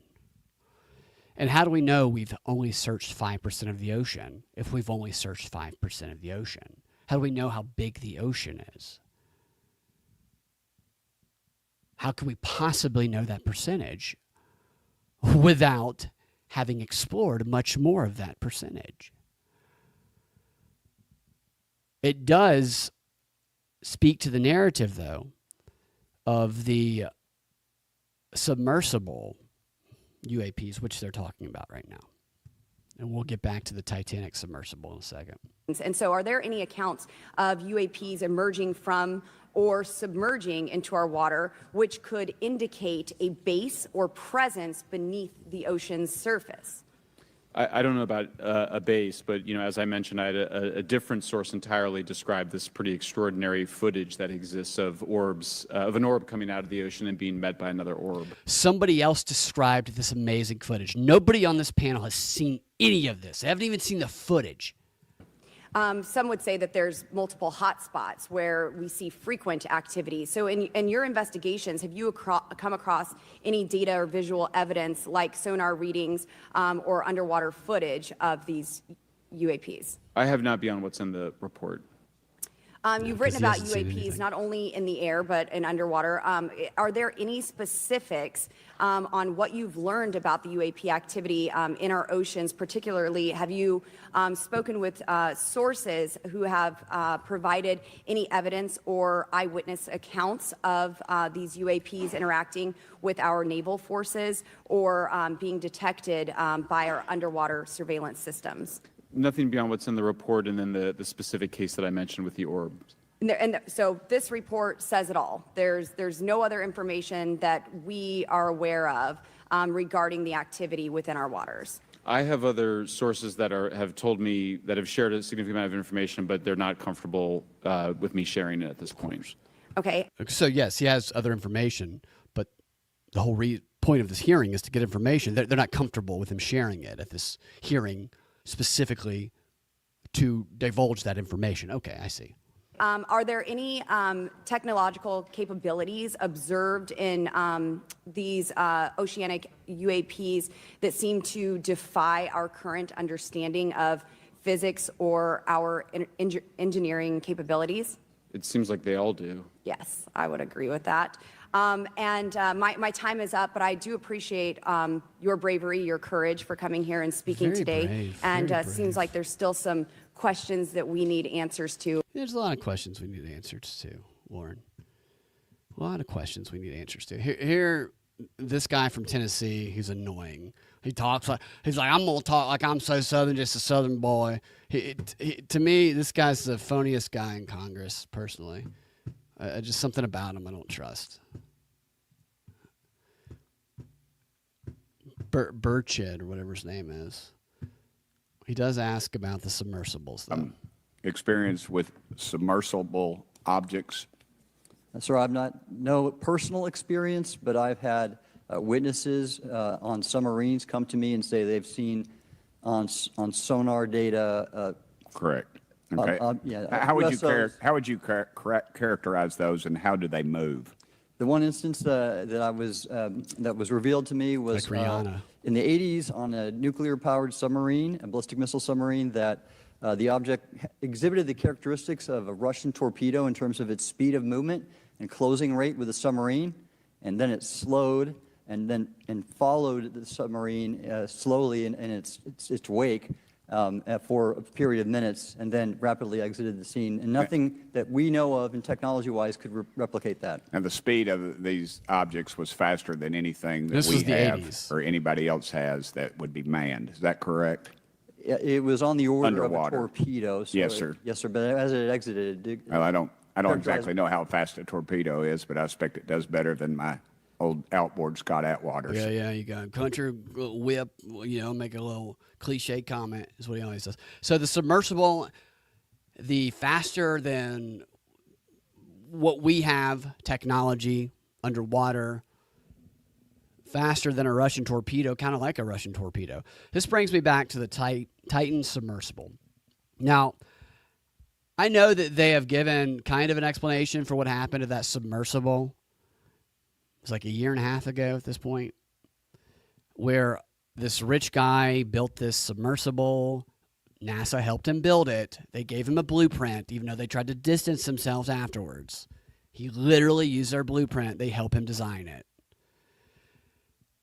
This submersible was designed based on a blueprint created by NASA that they had already created in the past, because they had been and continue to try and develop a submersible that was mobile enough to put on a spaceship and fly out to the moon, Titan, and what was the other one? Something starts with an E. I can't remember the name of the other moon. It'll come to me. 2 moons, though, that they wanted to send submersibles to, because these moons they were the moons of Jupiter, I think. They had oceans in them, according to their data, that were harsh, that were similar to the deepest parts of our ocean, based on their theorizing. And what they needed to go up there and search for life in the deep, dark waters of the oceans of these moons was they needed a submersible. They could fly up there, mobile enough, and that could withstand all of the harsh environment factors in the oceans up there. And so that's why they had some incentive to help build a mobile submersible, which that was part of the selling point of the submersible that blew up in that story, is that it was lighter and faster and it was more mobile and agile than any other submersible that had ever existed. Everybody on that submersible had, other than the kid, one pair was a father and his son. Now, maybe the son was also into similar stuff, but all of the adults had some connection to the search for extraterrestrials, for UFOs, for otherworldly beings. The guy who paid for the submersible, his company, you look into his past, was I want to go to the stars and I want to find aliens. That was his mission for decades. And then he shifted to try and find them in the water. That was his mission, was to find other worlds and other beings in the ocean. One of the other guys who was in the submersible, the guy who had a son with him, was he was a member of a CT with NASA. I believe it was with NASA, or it was with NASA or another global organization. I did a whole show on this. It's been a while, but I think it was a NASA organization. But the search for extraterrestrial life, and the guy had been on tons of missions seeking to find evidence of extraterrestrial life. The other guy, the pilot of the submersible, he was a guy who had done almost exclusively flights and adventures like this. He was, what was his thing? No, I'm getting him confused with I need to pull up my notes on this. I'm getting him confused with, so there was like 4 adults on there. Let me get to the other adult, not the pilot. The pilot just did a bunch of missions that were all very extraterrestrial-like because he worked with a guy who owned the company. The other guy was a businessman who charted the first flight to Antarctica.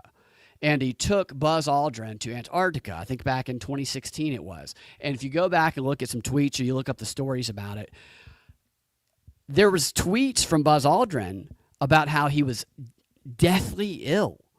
He had some weird bug, and it was like he was going to die after being on one of the first business chartered flights to Antarctica.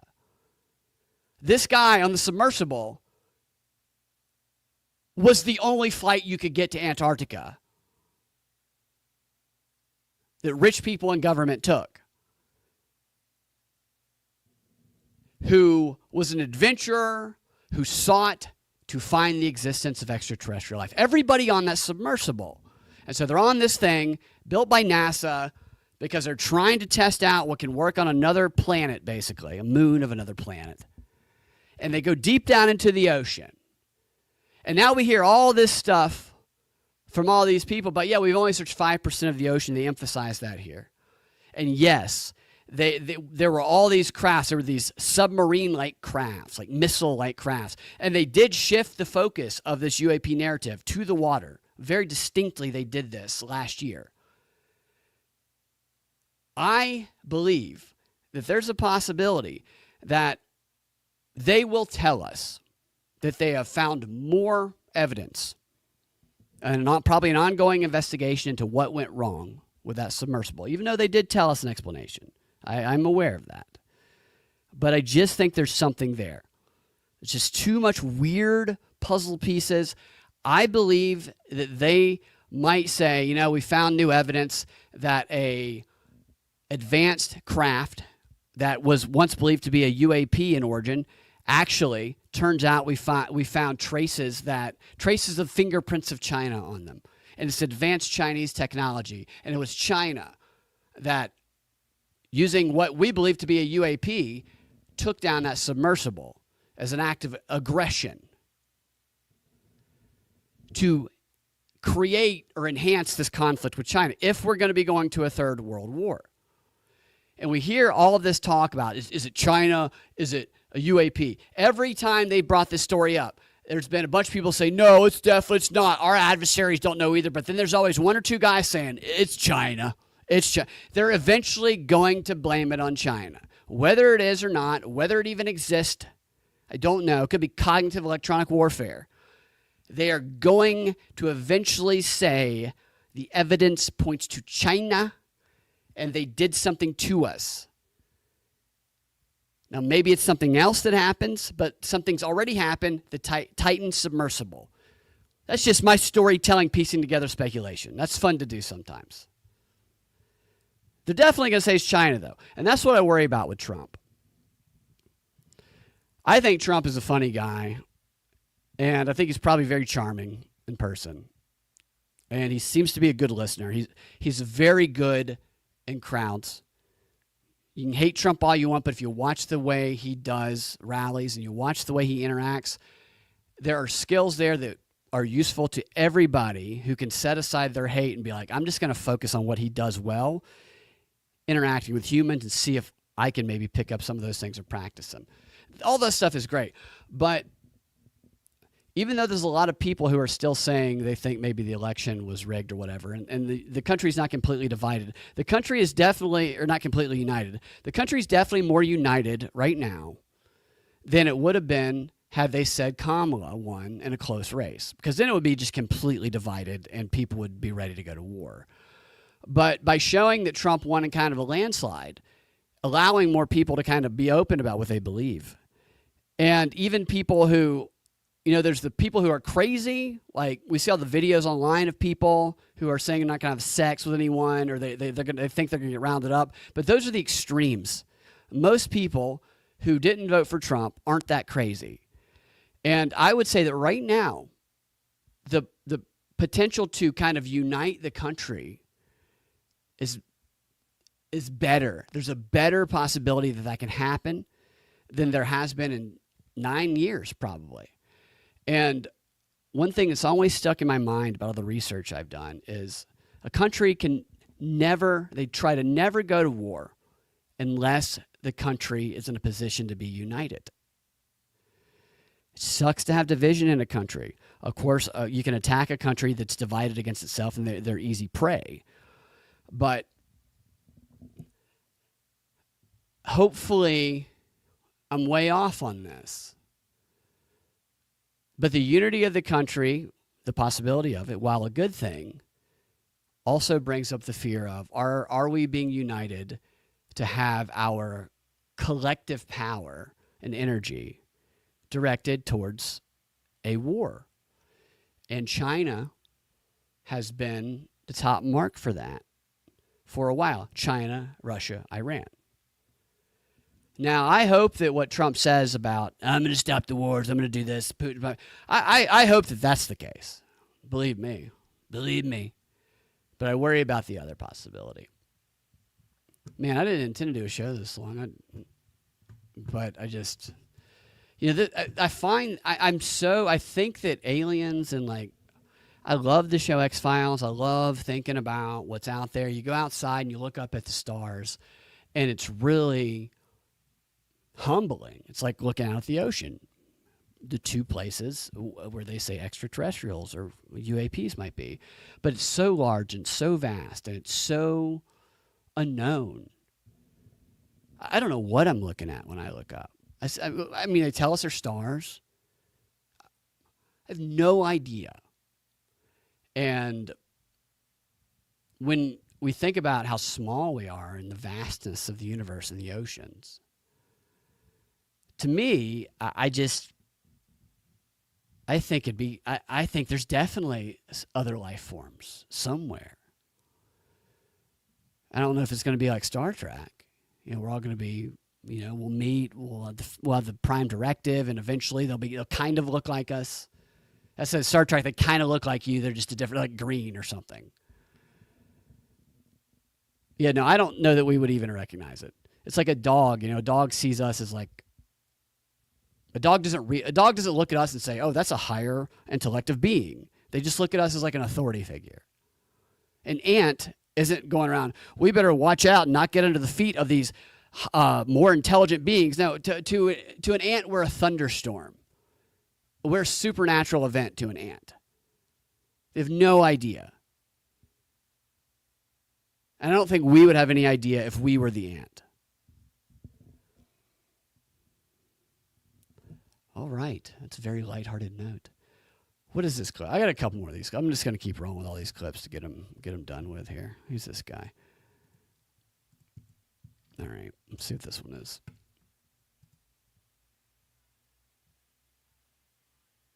Pentagon. We got that's Boebert. Hold on one second here. And skip the ones that are kind of lame. All right. So this one, oh yeah, I got to show you that document too. This is what I was talking about with Mace earlier. Let me get this one out of the way. I just thought it was funny that Mace talks like this to people. If you're Nancy Mace and you're in Congress and you know that everybody there thinks you're hot, what's up, Stoner? You wrote in Terminator Mommy. Yeah, narcissists are charming, definitely. I'd be down with Terminator Mommy presidency. Here's Mace. Here's Mace just like knowing that she's hot, her and Boebert, and they just get away with anything. All these old guys, most of these guys, there's a couple that are younger, but most of them are like 60, 70, 80, some of them. And you got Nancy Mace walking around. In the world. So, Mr. Ogles, you're just in time, babe. You're just in time, babe. Who talks like that during a congress? You're just in time, babe. I mean, that guy's probably like, you call me babe. You should call me babe. And Mace she's divorced. I think she's seeing somebody, but walk around calling people in Congress babe. What is this one?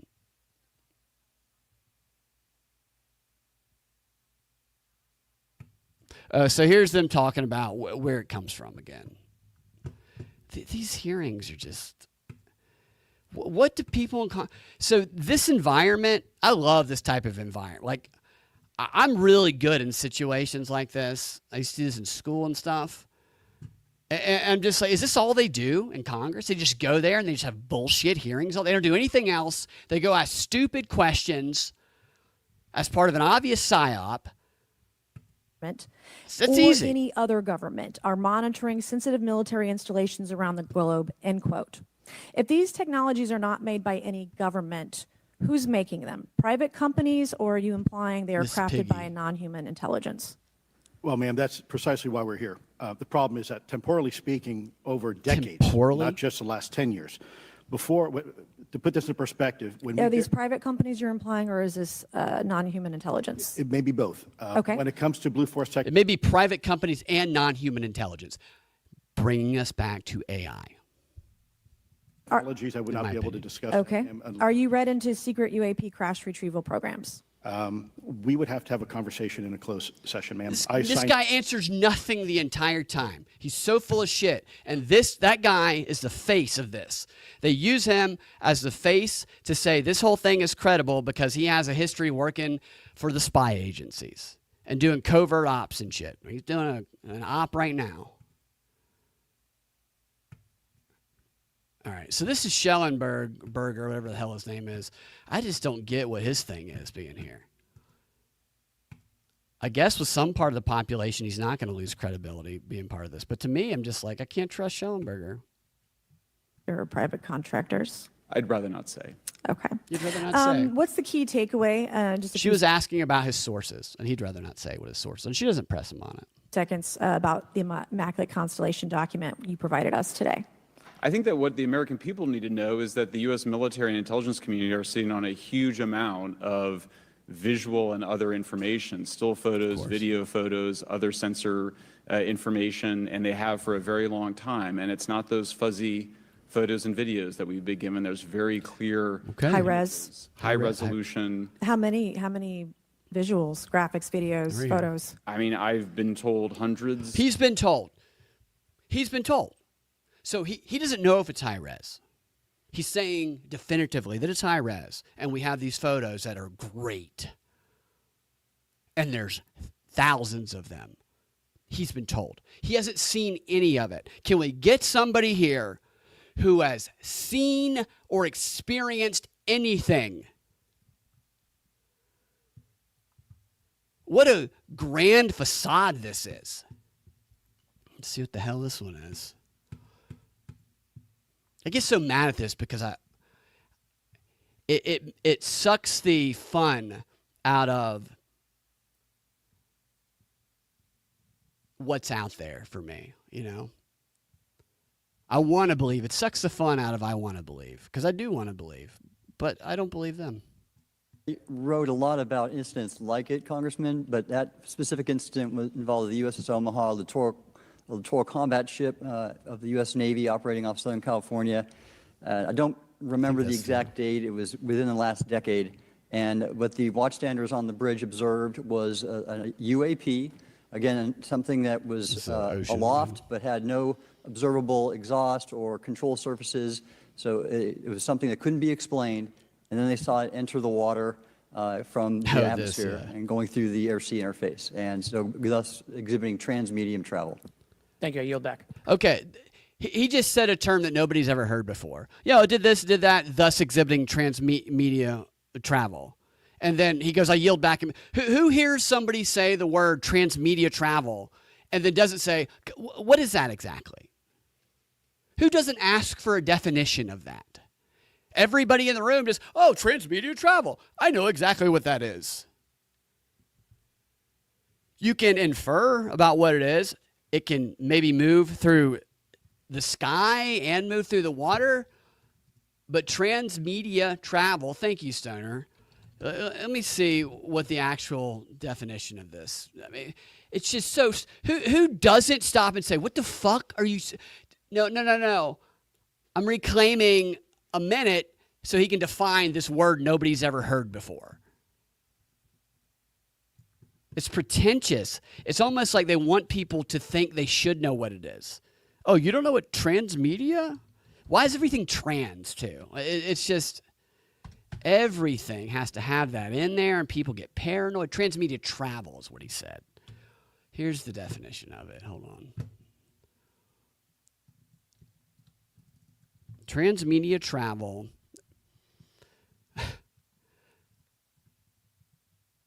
Okay. The 5 UFO traits. So this is part of it's created with this. Didn't realize they had 5 definitive traits. It says that transmedia travel is the 5th trait of UFOs, which means they've been seen moving in between different environments, such as space, the Earth's atmosphere, even water. In the Nimtiz incident, witnesses described the UFO hovering over a churning disturbance just under the ocean's otherwise calm surface, leading to speculation that another craft had entered the water. So it can operate in multiple environments. So it's okay. Don't they have cars like that? Are they called transmedium? The other 4 traits, according to this article, is anti-gravity lift, sudden and instantaneous acceleration, hypersonic velocities without signatures, and low observability or cloaking. Cloaking. Can we figure out the cloaking, please? Dude, you're right, Stoner. She'd have been better off asking Scully and Mulder these questions. They'd have given more answers than these dipshits did. All right, get rid of that guy. All right, let's see what the next dude is. Thank you. I'll now recognize Mr. Grothman for 5. No, I'm not going to have Mr. Grothman up there. All right. I watch these hearings. I watch these hearings like this the whole time. I just have my hands on. I'm going, what? I'm going, what? Why? What? What? Why? Why are we wasting everybody's time? The reason I think they would bring this back with Trump is because of what I said about the unity stuff. Is this is all leading to China as a threat. Specifically had any experience with submersible objects? I already asked that one. Submersible objects. Submersible. All right. 2 more, then we're going to play Zuckerberg, and then we're done. Mr. Schellenberger, in this report, it's striking to me that regarding the descriptions of experiences with these various craft, several of them include biological effects and several do not. Are you familiar with what I'm talking about? Yes. Okay, so spheres and orbs, triangular craft, and irregular or organic craft include some descriptions of biological effects, including feelings of unease, electronic... Okay, so that guy is talking about what I was telling you earlier. He's not doing a very good job of it. I think it'd be funny to do an interpretation of what the 2 people behind him over his left shoulder, that white chick and that Indian guy are talking about, because they're like not listening and they're laughing. It's pretty funny. But let me show you this document that they released with this, that he's reading from, which has that, why is my screen doing this? Which has this the effects of different crafts on the people who experience them, which it is interesting. I don't believe any of it. It all comes straight out of X-Files. It's like I was telling somebody a show the other day, I think it was Slow News Day, about how David Grush, when he talked about the ontological shock the people are going to experience, which means that their entire reality would be completely shattered and they'd have to, assimilate or accommodate themselves to a new reality. And the people weren't going to be prepared for that, the shock it causes. Mulder did an entire speech in season 6 because I watched it, I happened to watch it right after I heard that David Grush guy say it. And it's like David Grush stole Mulder's speech it was a congressional hearing scene. And he took it and he just did it during a real congressional hearing. And a lot of the things they're saying here, it's almost like they'd said here, page 15 from episode 3 of season 4 of X-Files, you're going to do that monologue. Now, the argument of, that a lot of the X-Files came from reality.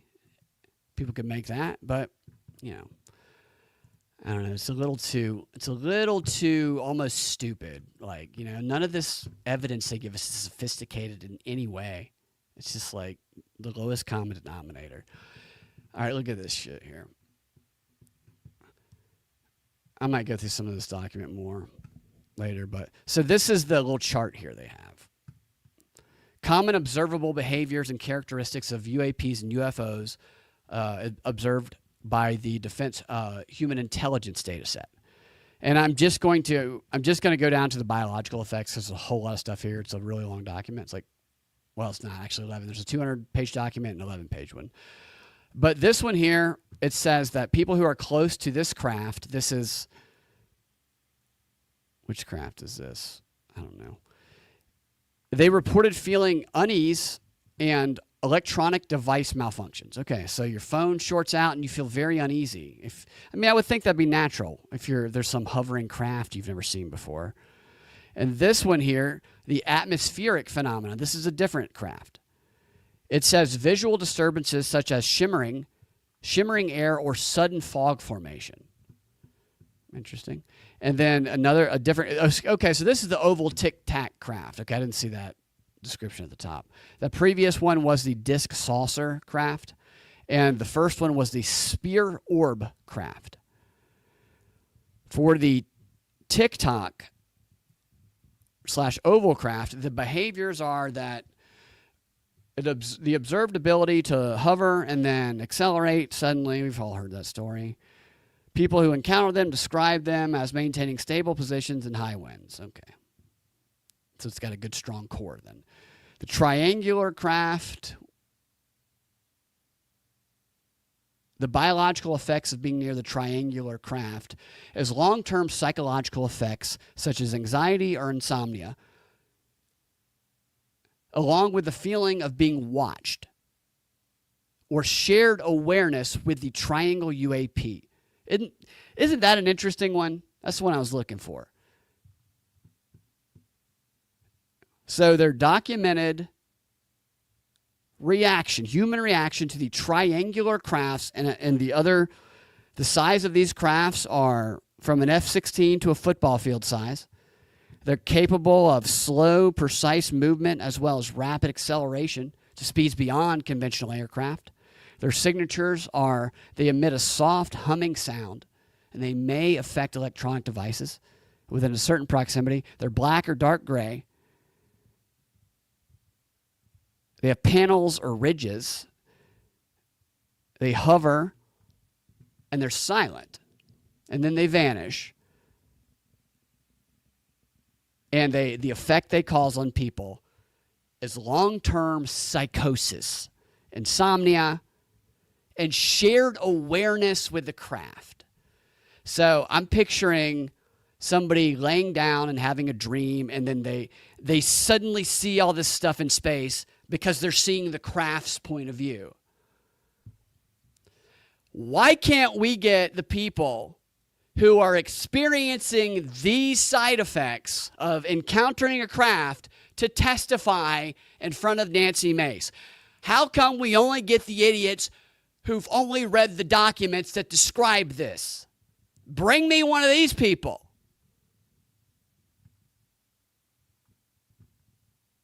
See if there's any other interesting reactions. Not really. Okay, the biological effect of the irregular organic. So these are the crafts that are like alive. There's a certain group of crafts, they say, that are, I guess, like birds, because I don't know. And it says that the biological effects of encountering one of those is physical sensations of warmth or cold, unexplained smells, and psychological distress. That's not as exciting as the last one. This is the group of people they need to talk to, in my opinion. She's probably in bed. Or maybe unless she's getting up really early. She's probably in bed right now. I was going to do like a quick 30-minute show, Stoner, and then I get so involved in these documents that are probably like 75% fabricated bullshit. But some of it's interesting. What is this? All right, I'm going to save the rest of the clips for later. But yeah, so that's the UAP PSYOP. They're putting it out there for a reason.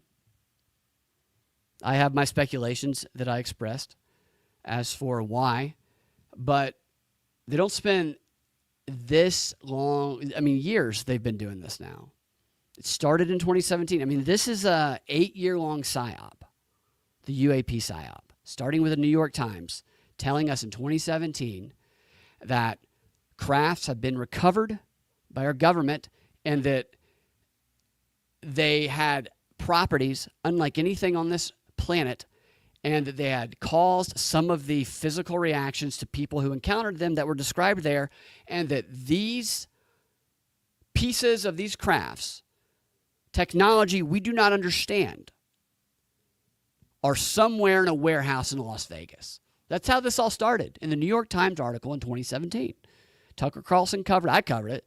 Tucker Carlson covered it, and then it became mainstream, slowly but surely.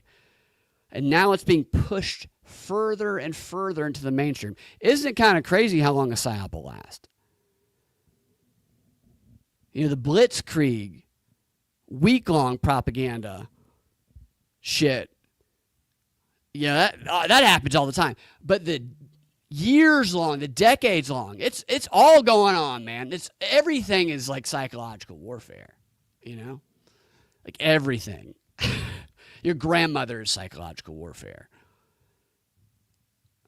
Your grandmother, not mine. Okay. Thank you, Stoner.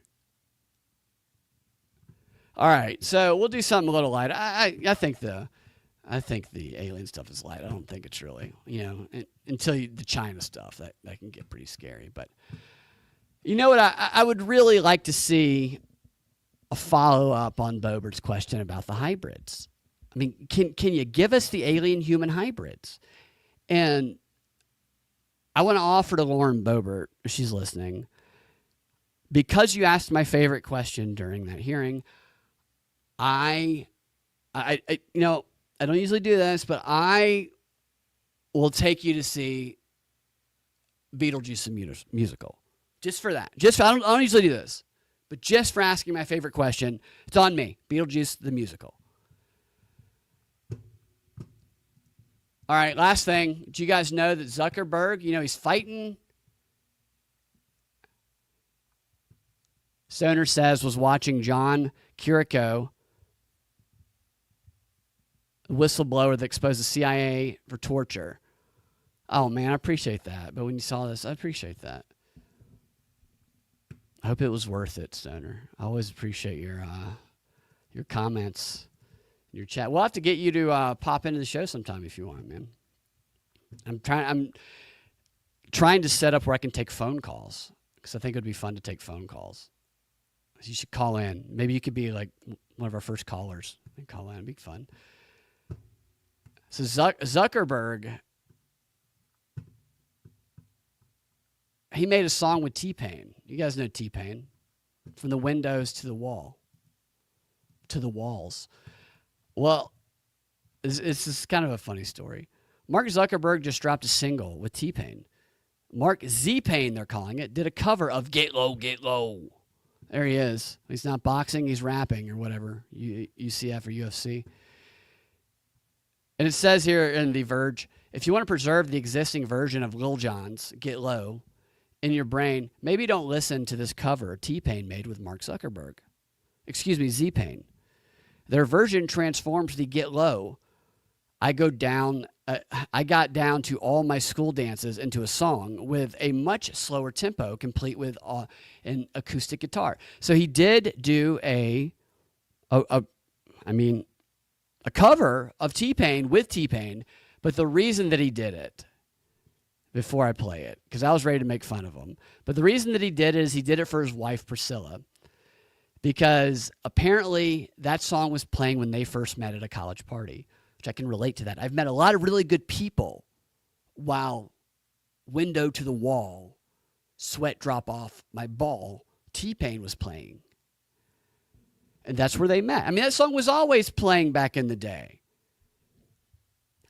I've met 100 people to that song. He met his wife to that song at a college party, and so every year they listened to it on their dating anniversary, and so he was inspired because he's a billionaire. You know what? For a gift, I'm going to get T-Pain to cover his own song with me specifically for my wife. I mean, that's kind of that's unfair for a billionaire, really, you know? Like, I can't just call up T-Pain to do hey, can we just redo one of your songs for my girlfriend? Good for him, though. Good for him. And here's the song. So I think that's funny. I think it's funny that he did that. I would do something like that if I had enough money to, so I can't give him too much shit about it. And here is Mark Zuckerberg and T-Pain's Z-Pain. Get Low, Get Low. Maybe one. Oh, that's way too loud. Hold on a second. Turn that down.